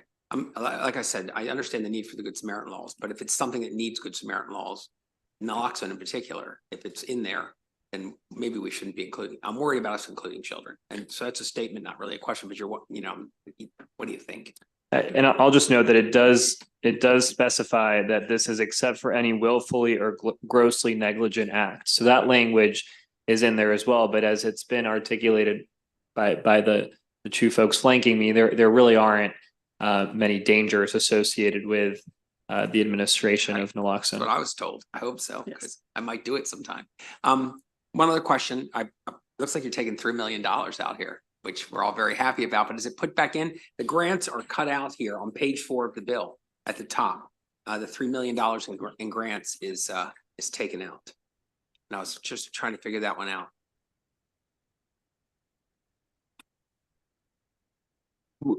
Let's discuss that, Mr. Chair. I think that was. It's dated. Sorry, Yeah. It's dated 2019. Yeah, I think we're just updating that. Thank you. Council set me straight on that one. Great, thank you. Thank you, Delegate. I just want to make sure I'm not missing anyone. Kristen Stevens, and there was an informational by Michelle Ford. Okay, so we'll dismiss this panel. Thank you. And we'll bring Michelle Ford up.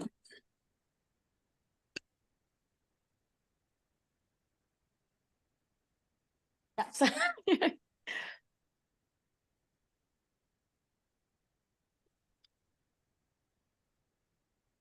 There you go. We're good. Madam Chair and distinguished committee members, I would like to thank you for your time today in consideration of HB 1268, which would expand access to the opioid overdose reverse medication naloxone in schools. My name is Kristen Stevens, and I'm here today on behalf of Strengthening the Mid-Atlantic Region for Tomorrow, SMART, as a member of the Healthcare Working Group. I'm also a Maryland resident and a concerned parent of a Frederick County High School student. Our organization provided written testimony of SMART's background, so to save time, I'll just say that it's a nonprofit which has coordinated efforts across the region to support consistent legislative and policy and action with a wide range of issues impacting the Mid-Atlantic, including addressing the ongoing opioid crisis. Recent research has found that in 2022, on average, 22 adolescents 14 to 18 years of age died in the US each week from drug overdoses, making this the fastest growing demographic impacted by the opioid crisis. This staggering statistic was not driven by kids seeking illicit drugs. It was primarily because of fentanyl and counterfeit pills, so Adderall, Xanax, etc. This is especially concerning to me as I am the parent of a high school student, not because I believe he uses drugs, but the fact that he attends a school with 15 other teens who could be. 1,500 opportunities for an overdose and only one person in the school who typically has access to naloxone. He could inadvertently be exposed to a dangerous substance and require emergency naloxone administration, or he'll witness an overdose, and he and others should be prepared for that. This is why my son carries Narcan in his backpack. It's because while we don't want to admit it, teen overdoses accidentally are a harsh reality and is one that we need to be prepared for. A person is not to be 18 to acquire naloxone, nor do they have to be 18 to be covered under Good Samaritan laws. There's no reason then that students should be prohibited from carrying naloxone on their person while in school. It just doesn't make sense. And with Montgomery County passing its law, it is important that we have consistent policies across the states to protect our students.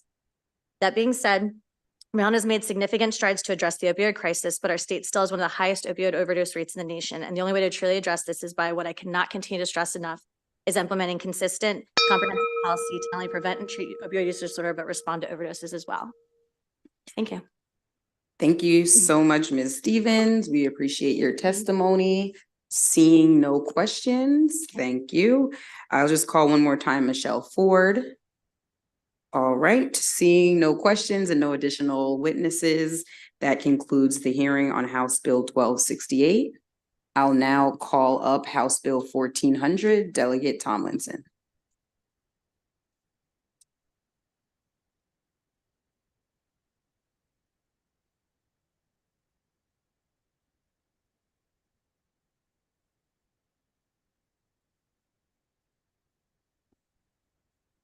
And Delegate, you can begin whenever you're ready. And actually, let me make sure I actually call up the names of the people. I think there's one person I'm not seeing. Okay, so Michelle Oh. Stewart, Rachel Cash, Sarah Jarbo, Tara Battaglia, and Kristen Mack. I think Kristen Mack is the one who's not. Okay, so after the panel, I'll call her again. And then she's virtual. Oh, So okay. we'll check once you finish to see if she's in there. You can proceed. Thank you. Thank you. Thank you, Madam Chair Wilkins, honorable members of the Ways and Means Committee. For the record, my name is Delegate Chris Tomlinson, and I'm here to testify on House Bill 1400. This is a bipartisan piece of legislation that was introduced last week over in the Senate by Senator Jill Carter. And now I'm over here now with you fine folks. So as citizens of Maryland, all of us have the right to use whatever reasonable force is necessary to defend ourselves. If I'm walking in church circle and somebody hits me in the back of the head, I have the right to defend myself to a certain degree. And that is because we have an inherent right to be able to defend ourselves. And for students, that should not be stripped away once they enter a public school. Sometimes in our public schools, administrators discipline the aggressor, AKA the bully, and the victim who is simply trying to defend themselves in the same exact manner. This bill will allow students to use reasonable force necessary to protect themselves or escape an attack and require principals to investigate all student fights to get the full story. And if the principal comes to the conclusion that the student used reasonable force to protect themselves or to escape the attack, they cannot be disciplined. Bullies should be disciplined, there's no doubt about that, but victims of bullying who defend themselves should not be equally penalized. From my little fact-finding mission, it appears that it's up to each school administrator or principal to decide whether to do one of two things. They can find out what exactly happened, if it appears, who started it, and really get an understanding of what went down in this physical altercation. Or they can just punish both kids at the same level of discipline, no matter who started it. And what I learned was that more reasonable principals will look at each fight to really figure out what happened. And some principals do, but then again, others do not. Some just issue or hand out blanket punishments. And since I had this bill drafted, I've been approached by so many folks who have shared their stories, fellow legislators, staff, friends, family members who have all said pretty much the same thing. They've said, this happened to me. I was a good kid in school and I was attacked and I defended myself and I was suspended and it was a stain on my record and it's not right and it wasn't fair. And I do want to mention one part of the bill. There's a part about the bill that adds students to a list of parties that currently already have a legal right to take reasonable action necessary to prevent violence on school premises, including intervening on a fight or physical struggle that takes place in front of him or her. And that list already includes principals, teachers, school security guards that already have this protection. I understand that part of the bill presents a lot of challenges. It was mentioned in the unfavorable testimony. I am very open to amending that part off. But really, at the end of the day, I mean, this is an anti-bullying bill. And when it comes down to it, you know, whatever the end result is here, I hope that we can pass a bill that just requires schools to take a hard look at each physical altercation so that victims are not getting punished for doing what so many of us were taught as children to do, which was stand up for ourselves. So I'm happy to answer any questions that the committee has, and I look forward to a favorable report. Thank you, Madam Chair and members of the Ways and Means Committee.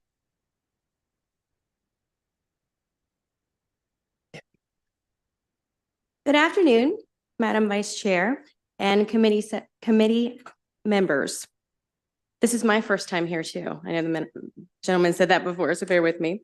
Thank you, Delegate Tomlinson, for sponsoring HB 1400, and I appreciate the opportunity to testify today. I'm Rachel Cash, founder of the Be a Ray of Sunshine Foundation. Part of our mission is to advocate for anti-bullying and youth mental health awareness. Today, I stand before you not only as a representative of the foundation, but as a mother who's experienced the devastating effects of bullying firsthand.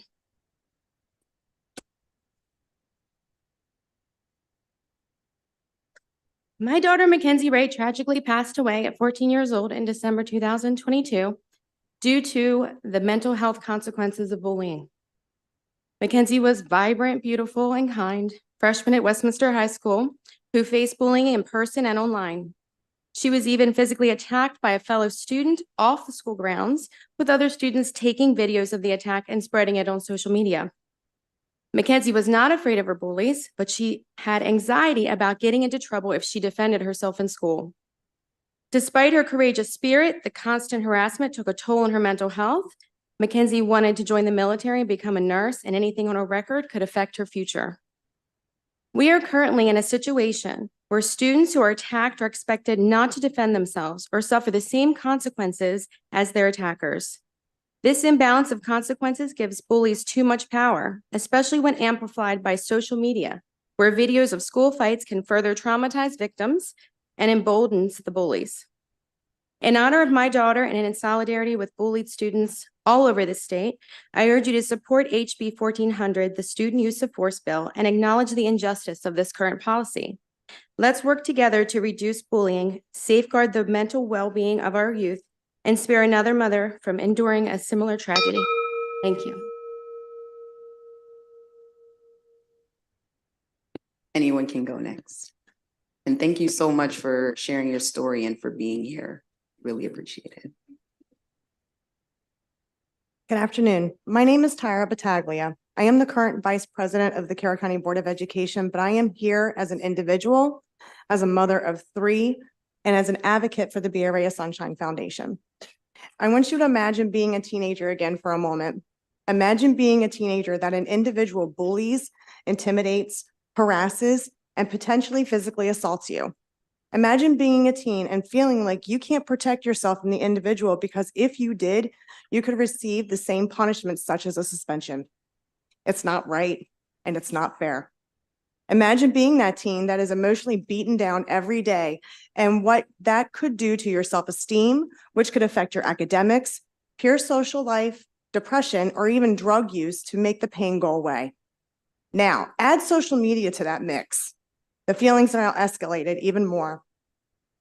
No student should ever feel fear of going to school in which they were bullied, intimidated, harassed, or physically abused, and fear they will get in trouble for sticking up for themselves or fighting back within reason. We need now even have parents, adults contributing to behavioral bullying of children through social media. That's disgusting and disturbing. Other students that witness accounts of fellow peers being harmed should not be in fear of stepping in. A faculty member that continues to witness should be able to step in and help out as well. There needs to be accountability of the bully. Maybe even hold their parents accountable for their child's actions. There can no longer be excuses for a student's behavior when they purposely target other students. We need to build a better social culture and stop protecting the bullies. Do not give the bully any more power. Let's help our bullying victims become survivors. Thank you for having us here today.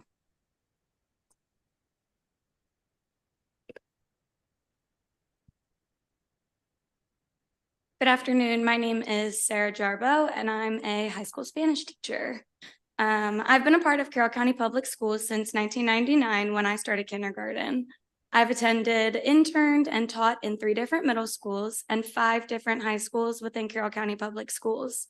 My experiences in these 8 buildings have a scary thing in common, and that's fights.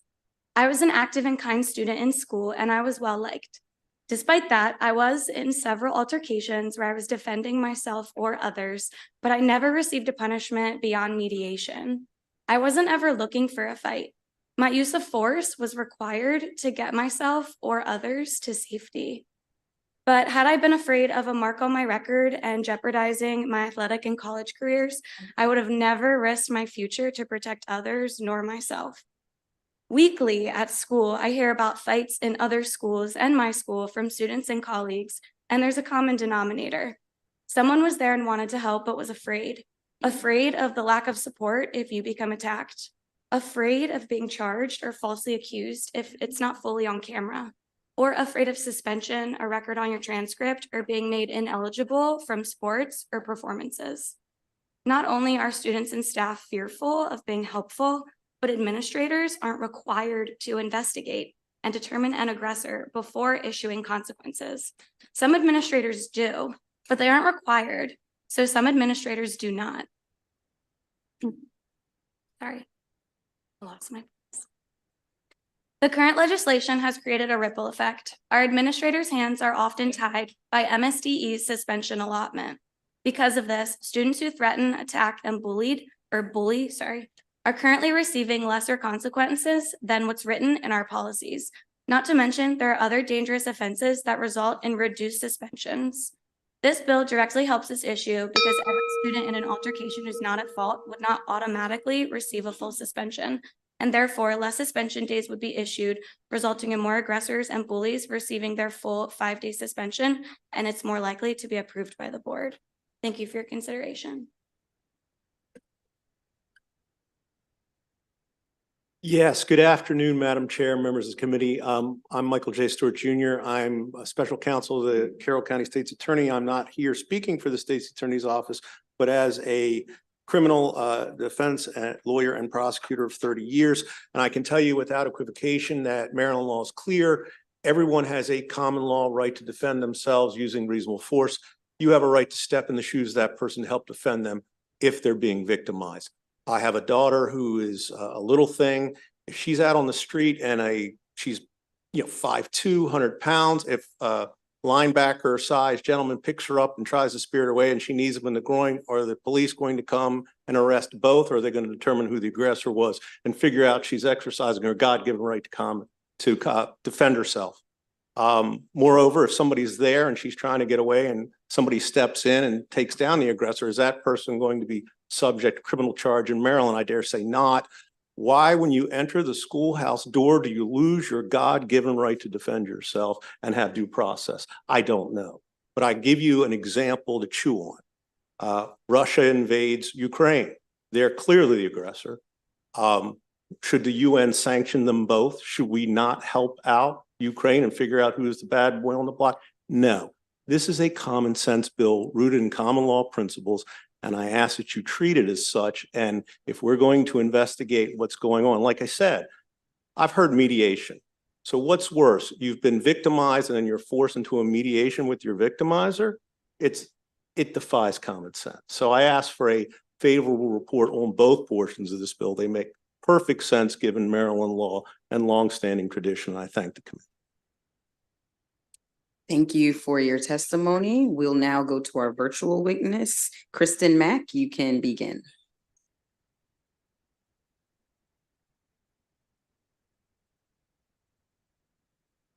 If you can unmute. Sorry about that. I thought it was already done. Thank you, Madam Vice Chair and members of the committee. My name is Kristen Mack. I'm a civil rights attorney based out of Baltimore City. I'm in strong support of HB 1400. I've represented students throughout the entire state that have fallen victim to bullying. Usually, if any of these students take any physical action to protect themselves or to escape from their bully, they're usually disciplined. One such instance involved a young woman that was in 6th grade. She was 13 years old and she was significantly smaller than most of the students in her middle school. Over the course of the school year, she was attacked on multiple occasions, including being pushed into lockers, slammed backwards out of her desk, like somebody came from behind her and slammed her down, punched, smacked, stabbed with a pencil, clumps of hair pulled out of her hair. The then Court of Special Appeals described what happened to this young lady as horrifying. That was their words. 13 of these attacks were actually documented by the school nurse officially. On 2 of those occasions, these attacks actually resulted in a concussion for which she had to go to the hospital. And the only time she ever lifted a finger in response to any of this against a boy that outweighed her by at least 50 pounds, while he was attacking her, physically punching her in the face, she was suspended for 3 days. Out of school suspension. She had never been in trouble for fighting or anything like that before, but she, in trying to defend herself because of these zero tolerance policies that are currently at play, she was suspended for 3 days and had that black mark on her record for the rest of her academic career.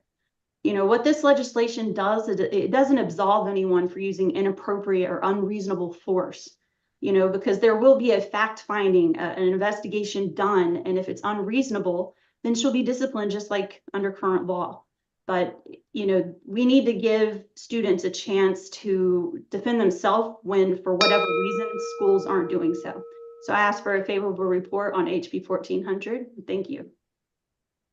Okay, thank you again to this panel, and Ms. Cash, again, our condolences, and we thank you for your strength and your advocacy in being here. We'll now go to questions. Delegate Young. Thank you, Madam Vice Chair, and thank you, Delegate, for the bill. And also thank you to folks who are here, you know, the family of the lost one. We understand the challenges and how difficult it can be to come and share your story. So just want to thank y'all as well for taking the time. And I know that there's people in the audience who are also wiping tears out their eyes. So just want to make sure that we are sensitive to your loss. To the delegate, one quick question. We're talking about force and use of force, and you know, it talks about reasonably necessary. So I've looked at the article. I only see it used 3 times in the article, no real definition. So I was just wondering if you think there should be a definition. If so, would you be open to that? I'm gonna turn it over to Michael Stewart here. I think he knows the definition. I mean, the use of force doesn't need to be defined statutorily. It's a common law definition of force, you know, consummate and reasonable to the threat. I mean, in Maryland, of course, we're a retreat to the wall when faced with deadly force if you can escape or whatnot. But every situation, the reasonableness is it's a objective and subjective standard. You have to reasonably believe that you're using force to defend yourself, and it has to be reasonable from an outside perspective of an onlooker, and usually that's by a jury. But that's been common law for hundreds of years in Maryland, and need not be defined by statute. Yeah, I would disagree with that. You know, I think it's a subjective piece that we talk about, and that's where we run into challenges. In particular, what is reasonable to one person may not be reasonable to another. I do like how the bill says that the administration would be managing the determination, and that would be the objectiveness that I would want to see. But particularly, I'm thinking about proportionality as well. Well, I don't think we're in disagreement, Delegate. I think that, yes, it's subjective and objective, and I think that some third-party person has to come in and say it's objectively reasonable, whether at the administration or somebody else. And usually that determination happens in the criminal system by the police, and it's checked by a jury in a courtroom situation. But yes, in this situation, the administration would be a check on what's reasonable or not. It's just not, I believe I could use this force without any exterior check. Sure, I think we're talking about the same thing.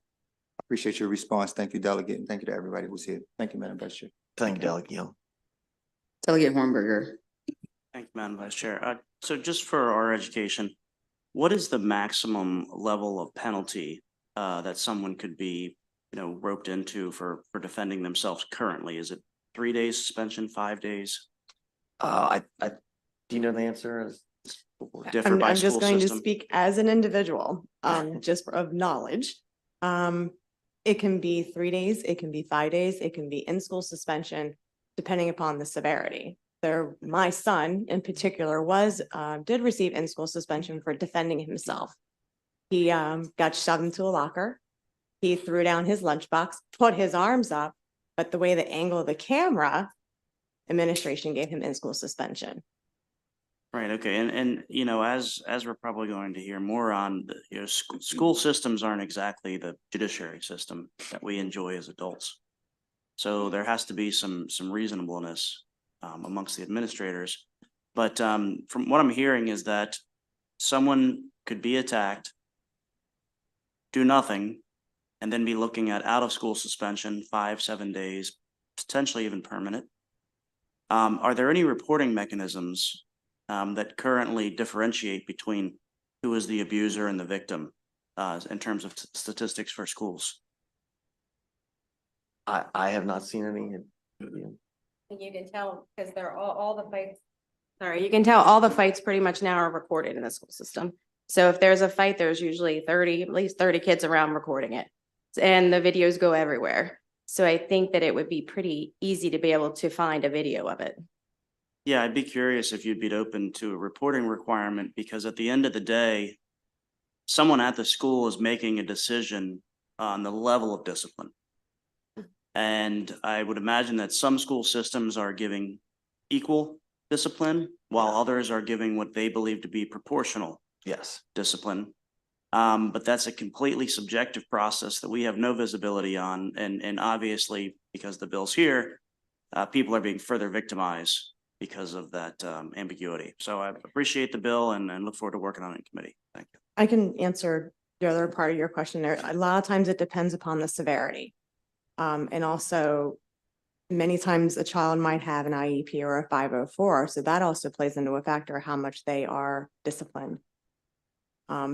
Which sometimes, unfortunately, that is the excuse. I'm not saying those that have IEPs or 504s have excuses, but I'm saying sometimes that is used as the excuse as to why the student cannot receive much more of a severity of a punishment. Sure. But that nonetheless changes the victimhood of what's occurred. Thank you. Delegate Griffith. Thank you, Madam Chair, and thanks for bringing this bill, and thank you for testifying. I know this isn't easy. Just a quick question. So I know one of the groups that are disproportionately bullied are those with developmental disabilities. Do you have any data showing, and they have just the same right to defend themselves when they're being bullied and harassed and picked on as anybody else? Do we have any data on, the number of those students with developmental disabilities that are getting caught up in discipline, defend themselves against bullying? Yes, yes. So yes, as I was preparing for this, I did come across the United States Department of Education. Yes, they've got numbers that show the students with disabilities, whereas they make up only 13% of the total enrollment across the country. They make up 25% of school suspensions and 23% of school expulsions. And then on top of that, there was information on in addition in regards to race, and it showed that students of color are suspended 3.5 times higher than white students.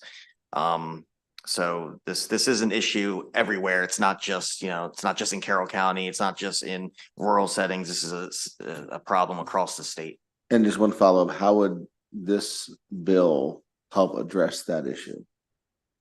It would help address it by having the administrators really look at each fight and each physical altercation and figure out, was this student with disabilities, did they instigate it, or were they merely defending themselves? So you feel this bill will have a net positive effect in reducing suspensions for essentially innocent kids, right? Yes. All right, thank you. Delegate Roberts. Thank you, Madam Vice Chair. And thank you for the bill, and thank you, Mom. I'm a mom, and I was bullied as a kid, and my daughter was attacked 3 times this school year. And nobody went to jail. They got suspended. And my daughter did not get suspended. She did retaliate from that, but she didn't get suspended. Instead, the vice principal asked if it would be okay if she could take a mental health day, which I was okay with, considering what happened. Because I'm so personally connected to an issue like this, I asked my intern what he thought about the bill. He's a student at Bowie State, and he asked 2 questions. One of them was already asked, so I only asked one. How do we decide between what is bullying versus a single altercation fight? And the reason why I think that's an important question is because I'm torn in, I believe that the punishment should fit the crime. But I'm also, I also feel like the kid should tell the teacher for the first instant, but oftentimes they don't. So my question is, well, that question, but also this is really important to get something done about these issues. But handling it this way just makes me wonder, because I could see it going wrong so many different ways. A child having just authority to retaliate, which I'm absolutely for. But, but putting it into law just makes me question, just because someone who retaliates back could result in the other person and then in them taking someone else's life, and the impact that it, and while it, maybe her actions might be justifiable, her retaliation, but and who knows what happens in a situation like that. But even if nothing happened, which it should, but that's that's something to be torn about. So can you just talk about that? You answer the first part. Sure. I can do the second. So, if there's bullying going on, there's a teacher who knows. That is almost always something that I found in every school that I've worked in, and been a part of myself as a student. There's someone who knows, and there are students with collections of evidence in their screenshots. And if you give a child the opportunity to defend themselves, the majority of kids are going to take that opportunity. We raise kids and we tell them to stand up for yourself, defend yourself, don't let anybody treat you that way. Be kind to others. We teach kids these lessons. We preach these lessons. So when it comes down to an altercation happened and now a child has the opportunity to speak and to defend themselves, 9 times out of 10, I have a really great principal where I work right now, and she works really hard to make sure that she understands what happens if there's an altercation. And almost always, kids are quick to defend themselves. They want to show evidence. They want to say, ABC has happened over the last 6 months. This is what this person's done to me. So I don't think that legislation where administrators are made to go through that process is going to hinder kids having the opportunity to say, hey, this person, has been attacking me and now it came down to this. I think it's opening that conversation and opening that doorway. And I can address you want me to address the second point? Sure, yes. Yes, so, yes, if at some point the victim flips and becomes the aggressor, that is obviously a problem, and that is not in any way what this legislation is trying to do. And as the language reads, may use force reasonably necessary to protect themselves or to escape the attack. And I think much the same way as Mike Stewart was describing the situation with his daughter. His daughter could, if she was trying to escape somebody who was, literally trying to kidnap her or pull her into an alley, and she need them, scratch their eyes or whatever to get away, that's reasonable. If she stabbed him or something, I mean, that's a whole nother, we're talking about something completely different. And it's kind of the same way in this. If the student,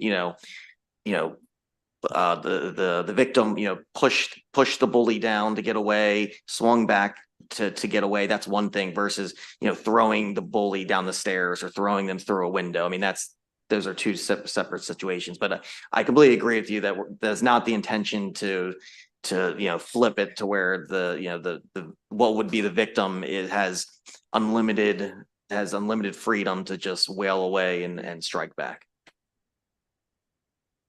Thank you, Madam Vice Chair.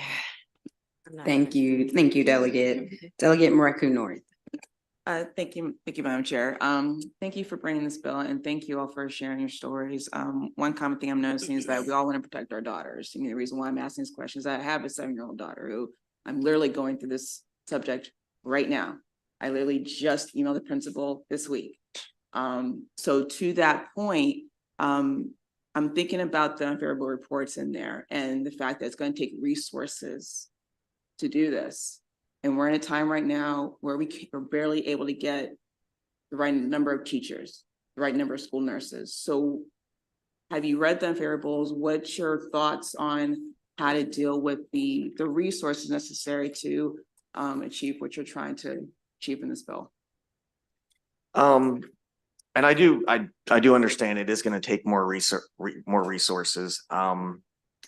And obviously we're going through, a lot of growth spurts with Blueprint, and there is and obviously a need and an initiative to hire more mental health counselors. And yes, this will probably cause administrators to spend more time. I don't think it would cause them to need to hire additional administrators. Maybe another counselor, but I think we're already heading in that direction where schools are trying to figure out how they can hire more counselors at the current moment. Do you have anything from school board? I can add something. Yeah. So Maryland Blueprint has required that based on certain numbers, there's an additional administrator added to certain buildings. So in Carroll County, for example, 2 high schools received an additional administrator this school year. Those 2 high schools also have higher numbers of physical altercations among their students in our county. So because of Blueprint, that's now an advantage, having an additional administrator in those buildings, which may help alleviate some of the burden of needing to investigate additional altercations. All right, thank you, Delegate. We'll go to Delegate Buckle and then close out with Delegate Long. Thank you, Madam Vice Chair. So Delegate Tomlinson, we hear a lot of things in the committee, also about violence, things involving teachers. I know there's a bill on the floor about protecting teachers from liability if they need to interject themselves into a fight between students. Did you have any opportunity to discuss this with educators, folks from the teachers union and other groups and their perspective? Is there other people who sort of see these situations in real time? What kind of feedback did you get from those individuals, if any? Yes, I did. I had a conversation with the teachers union. They looked at the bill, got good feedback from my Carroll County local folks, but they did decide to stay neutral on the bill. Also had conversations with the ACLU, with the public defender's office, and they all decided, I got good feedback, but they all decided to stay neutral on it, which coming from judiciary, sometimes neutral is a perfectly good thing. No one came out with any opposition or suggestion that the bill, had real problems for them. The State Department of Education did. They were unfavorable. Terrible situation. Thank you for coming today and telling your story. And if it helps even one other person, I appreciate it. You had a wonderful panel with him, except for Mike Stewart. No, I'm just kidding. Thank you very much, Delegate. I appreciate it. Yeah, he has the world's greatest boss. I just want to make sure that you put that on there. Our former colleague, Haven Shoemaker, is Mr. Stewart's raison d'etre, as they say in French, right? A lot of French in the General Assembly these days. Delegate Long. I want to thank you for bringing this forward. We've had problems with bullying for a long time. We've actually had a bill in this went through this committee a couple of times about bullying. We have to address the point where there's a problem. The kids that are bullying need to have some type of help. There's a reason they're bullying, that's for sure. And like you mentioned, parents are even getting involved now. That's just unthinkable. And with social media and everything else that's going on, it's just making the matters worse. I had a bill actually in trying to get it passed now that after the 3rd incident, it would require the student and the parent to go to counseling. We need to address this because, your daughter, there's a lot of kids that are suffering from this. I know I was bullied as a kid, and I know how much it can take away from you. And with social media, I can't even imagine how much more pressure it puts on people. We need to address this. This is for sure. I'm so sorry for your daughter. And we'll keep trying. Thank you. Thank you, Delegate. Thank you again for this panel and for the witnesses. We really appreciate your time. Seeing no additional questions, that ends the hearing on House Bill 1400. I'm now calling up House Bill 1455 with Delegate Solomon, who's been patiently waiting. On your panel, or some of the favorable witnesses I have are Christina Push, Ellie Cowan, Beth Morrow, and then we have one virtual, Laura Jerome. You do need to push it. I was gonna say, Clinton McSherry is here in Beth Morrow's place, and I do not believe that Laura is available.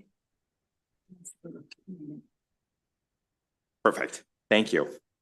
I know I am all that stands between you and adjournment, so appreciate your patience. Always wonderful to save the best for last. It's nice to be back. For the record, Delegate Jared Solomon, and proud to be here to present House Bill 1455, which actually is a fairly straightforward bill. So the bill's got sort of two parts to it, and I'll go through them both just pretty quick and then turn it over to my panel. I know there's been a lot of conversation in your committee this year, as well as in ours, on Pillar 1 on the blueprint, on rolling out the pre-K program. And it hasn't been without, obviously, its bumps in the roads and its hiccups, and really appreciate the thoughtful work of so many folks in this room and again across the hall in our committee, really trying to figure out the best way to do this. So the first part of the bill addresses the fact that right now in the blueprint there's the 50% requirement for mixed delivery system, which we all know how important that is to keeping both a childcare community as well as, frankly, allowing our school systems to continue to function without having to figure out how to blow open their spaces. It's really important.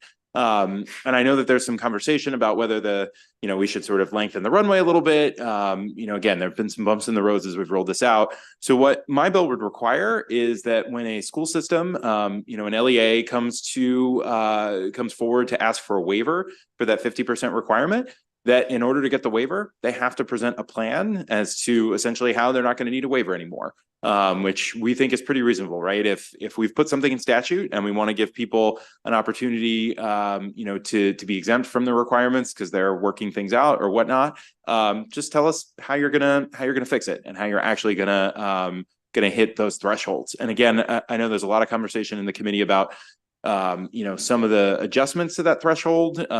So my only comment would be whatever threshold we work with or we continue. Again, if we're giving an LEA an exemption, we believe it should be reasonable for them to give us a plan as to how that exemption is not going to be needed anymore. The second part of the bill is directly from the JCR report that the AIB put together and delivered to us in December around better work on Pillar 1. And one of those suggestions was to create these joint hubs, essentially, partnerships between LEAs, childcare providers, the private provider community, our workforce, to really think through how we can make this work. And so the bill essentially just codifies the language that is in the blueprint report, or is in the JCR report, and lays out sort of a couple of different things. There's a whole host of items. I know you're going to hear from some organizations that we may have lost one or two or missed one or two in that list. And I had a really great conversation with the folks over at the AIB. They had some additional ideas of thoughts of things that could go in there, but these hubs would be, centers of support that could provide help on grant writing. They could provide model and template MOU agreements between LEAs and private providers, partnerships and strategy sharing between the private community and the LEAs, work on things like sharing best practices around health and vision screenings, how to utilize the arts in private settings. Really just a place for particularly our smaller providers who, sometimes are kind of out on an island. And when we're talking about, implementing, frankly, a really complex piece of legislation that we want to make sure nobody is left out of, we think these are really, really good places for support to come from. I did just want to address a couple of points, and then I'll turn it over to the panel in the fiscal note. So we did not put any funding in this, and there was sort of a little bit of back and forth. I know MSE is supportive of the idea, but they had concerns that maybe this would require 24 individual resource hubs in each jurisdiction. There's nothing in the bill that would require that. We say, sort of geographically diverse locations, and there's certainly places where, we've seen in other programs on childcare where, a number of counties working together is perfectly sufficient, particularly in some of our more rural jurisdictions. So there's no requirement that there's 24. We do think that potentially this could be done in some of the family resource centers, and I know you're going to hear from the Maryland Family Network, and in the conversation with the AIB, they've talked about this might be something that's really ripe for private, that they could do some fundraising through private means. There's some foundations that are really interested in supporting this type of work. So we did not put a mandatory funding in here specifically because we didn't want to run afoul of we know our limited resources this year. And then lastly, there was opposition from the Maryland's Association of Boards of Ed. I was a little bit confused on some of that. Again, you know, the waiver piece we think is pretty reasonable. If an LEA wants a waiver from a law, asking how they're gonna abide by the law that we have affirmatively voted on and set up as a General Assembly seems like a pretty reasonable requirement. And the LEA piece in participating in the hubs, again, we think that's sort of best practices, and frankly have heard from a number of school systems that are having tough challenges of figuring out how to do a mixed delivery system and meet the requirements of pre-K, and have actually said it'd be really great to be able to bring the private community to the table and work collaboratively. So I was, again, a little miffed by some of their opposition to that. And then lastly, there is an oversight or sort of advisory board that's laid out here. That was just kind of placeholder language. I know there's a number of existing advisory councils within MSDE that may be well suited to sort of provide assistance and help on setting these hubs up. Totally would defer to you all on how you'd want to do that, but we did think it was important that there is some role for the community and a variety of different stakeholders to be engaged on how to set these hubs up. So with that, I will turn it over to the panel and appreciate your favorable support. Thank you. Yeah, go ahead. Thanks to the Super Duper Ways and Means Committee and Delegate Solomon for the opportunity to Maryland State Child Care Association to wholeheartedly support House Bill 1455. I'm Christina Push, Executive Director of the Maryland State Child Care Association again, and co-chair of the Office of Child Care Advisory Council. This bill is important to successful implementation of the Blueprint Pillar 1. House Bill 1455 recognizes and supports the numerous recommendations from the recent December 1st, 2023 Accountability and Implementation Board addressing barriers for private pre-kindergarten providers to participate in publicly funded kindergarten programs. The full expansion of an equitable mixed delivery public pre-K will continue to be challenging and unattainable without private providers and legislation to address the barriers to ensure success. There are over 6,700 childcare providers in Maryland. Let me find where it was. There we go. And thousands of level 3, 4, and 5 Excels programs that could participate. We have slots in the childcare programs to achieve public pre-K, and we must find ways to continue to serve our families and stay in business without competing against public schools. House Bill 1455 will aid in expanding participation for the community-based businesses, including childcare centers and family childcare in Maryland, through hubs recommended by the AIB. Almost all 24 counties in Baltimore City requested waivers for Pillar 1.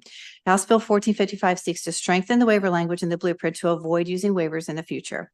Without centralized and regional hubs that include enough stakeholders and experts at the table to support Pillar 1 and the looming sliding scale expanding access for families, the blueprint related to pre-K expansion will not be executed with fidelity for a true mixed delivery system. More childcare programs will be at risk for closure, and families will suffer from unintended consequences, including less access and affordability for infant and toddler care. The time to act is now. MSCCA urges a favorable report. Good afternoon. Ellie Cowan on behalf of SEIU Local 500. Thank you to Delegate Solomon for bringing this bill forward. We enthusiastically support it. You've heard me talk about the benefits of a mixed delivery system for our youngest citizens. So I just would ask for a favorable report. I won't belabor the point here. Terrific. Madam Chair, honorable members, good afternoon. I'm Clinton McSherry of Maryland Family Network. Appreciate this opportunity to offer strong support for this legislation. Maryland Family Network thanks this committee for its ongoing work on matters critical to the early childhood workforce and mixed delivery. Delegate Solomon said it, we all know it. Mixed delivery is a cornerstone of family-friendly and cost-effective expansion of pre-K. As important as mixed delivery is, there are a number of barriers that private providers face. Some are simply structural, and HB 1455 seeks to put in place some supportive infrastructure. The hubs envisioned in this bill won't require wholesale reinvention. In fact, I was also taken by the cost projections in the fiscal note. Maryland already has a number of different organizations that provide some form of support. And Delegate Solomon mentioned the state's network of child care resource centers, for example, full disclosure, run by my organization, could be expanded to accomplish a number of the goals that the bill seeks to achieve. Maryland Family Network urges a favorable consideration of this piece of legislation, and thanks you for your time. Thank you so much. We have one virtual witness, Laura Jerome, and Laura, you can begin.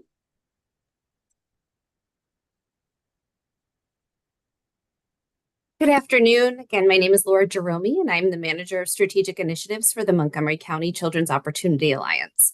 We are a new nonprofit designated by the county to bring together community to create a more equitable system of accessible, high quality, and sustainable early care and education for families with young children.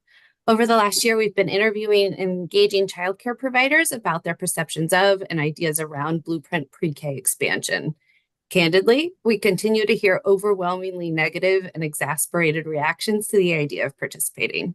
There are dozens of reasons why, and we believe that a diverse and tiered model of systemic solutions will be needed to support these community-based providers in being able to meet the eligibility requirements, to have the capacity to participate, and to actually reap enough benefits that makes the effort worthwhile. And we believe these solutions should be articulated to the community in a plan. So as an alliance, we considered if there was any possible low-hanging fruit strategy we could make happen now that would actually result in additional seats next year. And we determined that creating a local hub of support for childcare centers to receive the business and administrative services as articulated in HB 1455 was that idea. So we took some of our private funding and launched a partnership with the Maryland State Child Care Association and the Family Child Care Alliance of Maryland due to their expertise in this area. We just started advertising and we are already getting way more interest than we have the funds to support. Childcare leaders have so much to do on a daily basis to keep their businesses running, especially with the workforce shortage in the industry, that writing and managing a behemoth pre-K grant from MSDE with its immense and detailed administrative requirements is too big of a hill for them to climb. There's a wonderful efficiency of scale that can be achieved by providing these services through a hub model. And this will also address some of the current inequities that exist between LEAs and the private sector as we work towards a mixed delivery system. So we urge a favorable report. Thank you. Thank you for your testimony. I'm seeing if there are any questions. Seeing none, Delegate. Oh, I'm sorry. Go ahead, Delegate Wims. I know everyone is saying, wait a minute, we gotta finish this. But mine is very, very short and easy because I just want to make sure I understood it. Did you say, the lady next to Delegate Solomon, that it was 67 centers? There's about, there's a little more than 6,700. Oh, 6,000. 6,700 Thank- childcare programs, family and center-based. That's There's all I plenty of needed. space. Because I We thought already- you said 67. So Oh, no. thank you, Madam Chair. There's That answers my plenty. question. Thank you. All right, any additional questions? Seeing none, that ends the hearing on House Bill 1455. Thank you. Thank you. That ends our hearings for the day. Thank you so much, committee. We will not be voting today. So see everyone on the floor tomorrow. Bye-bye.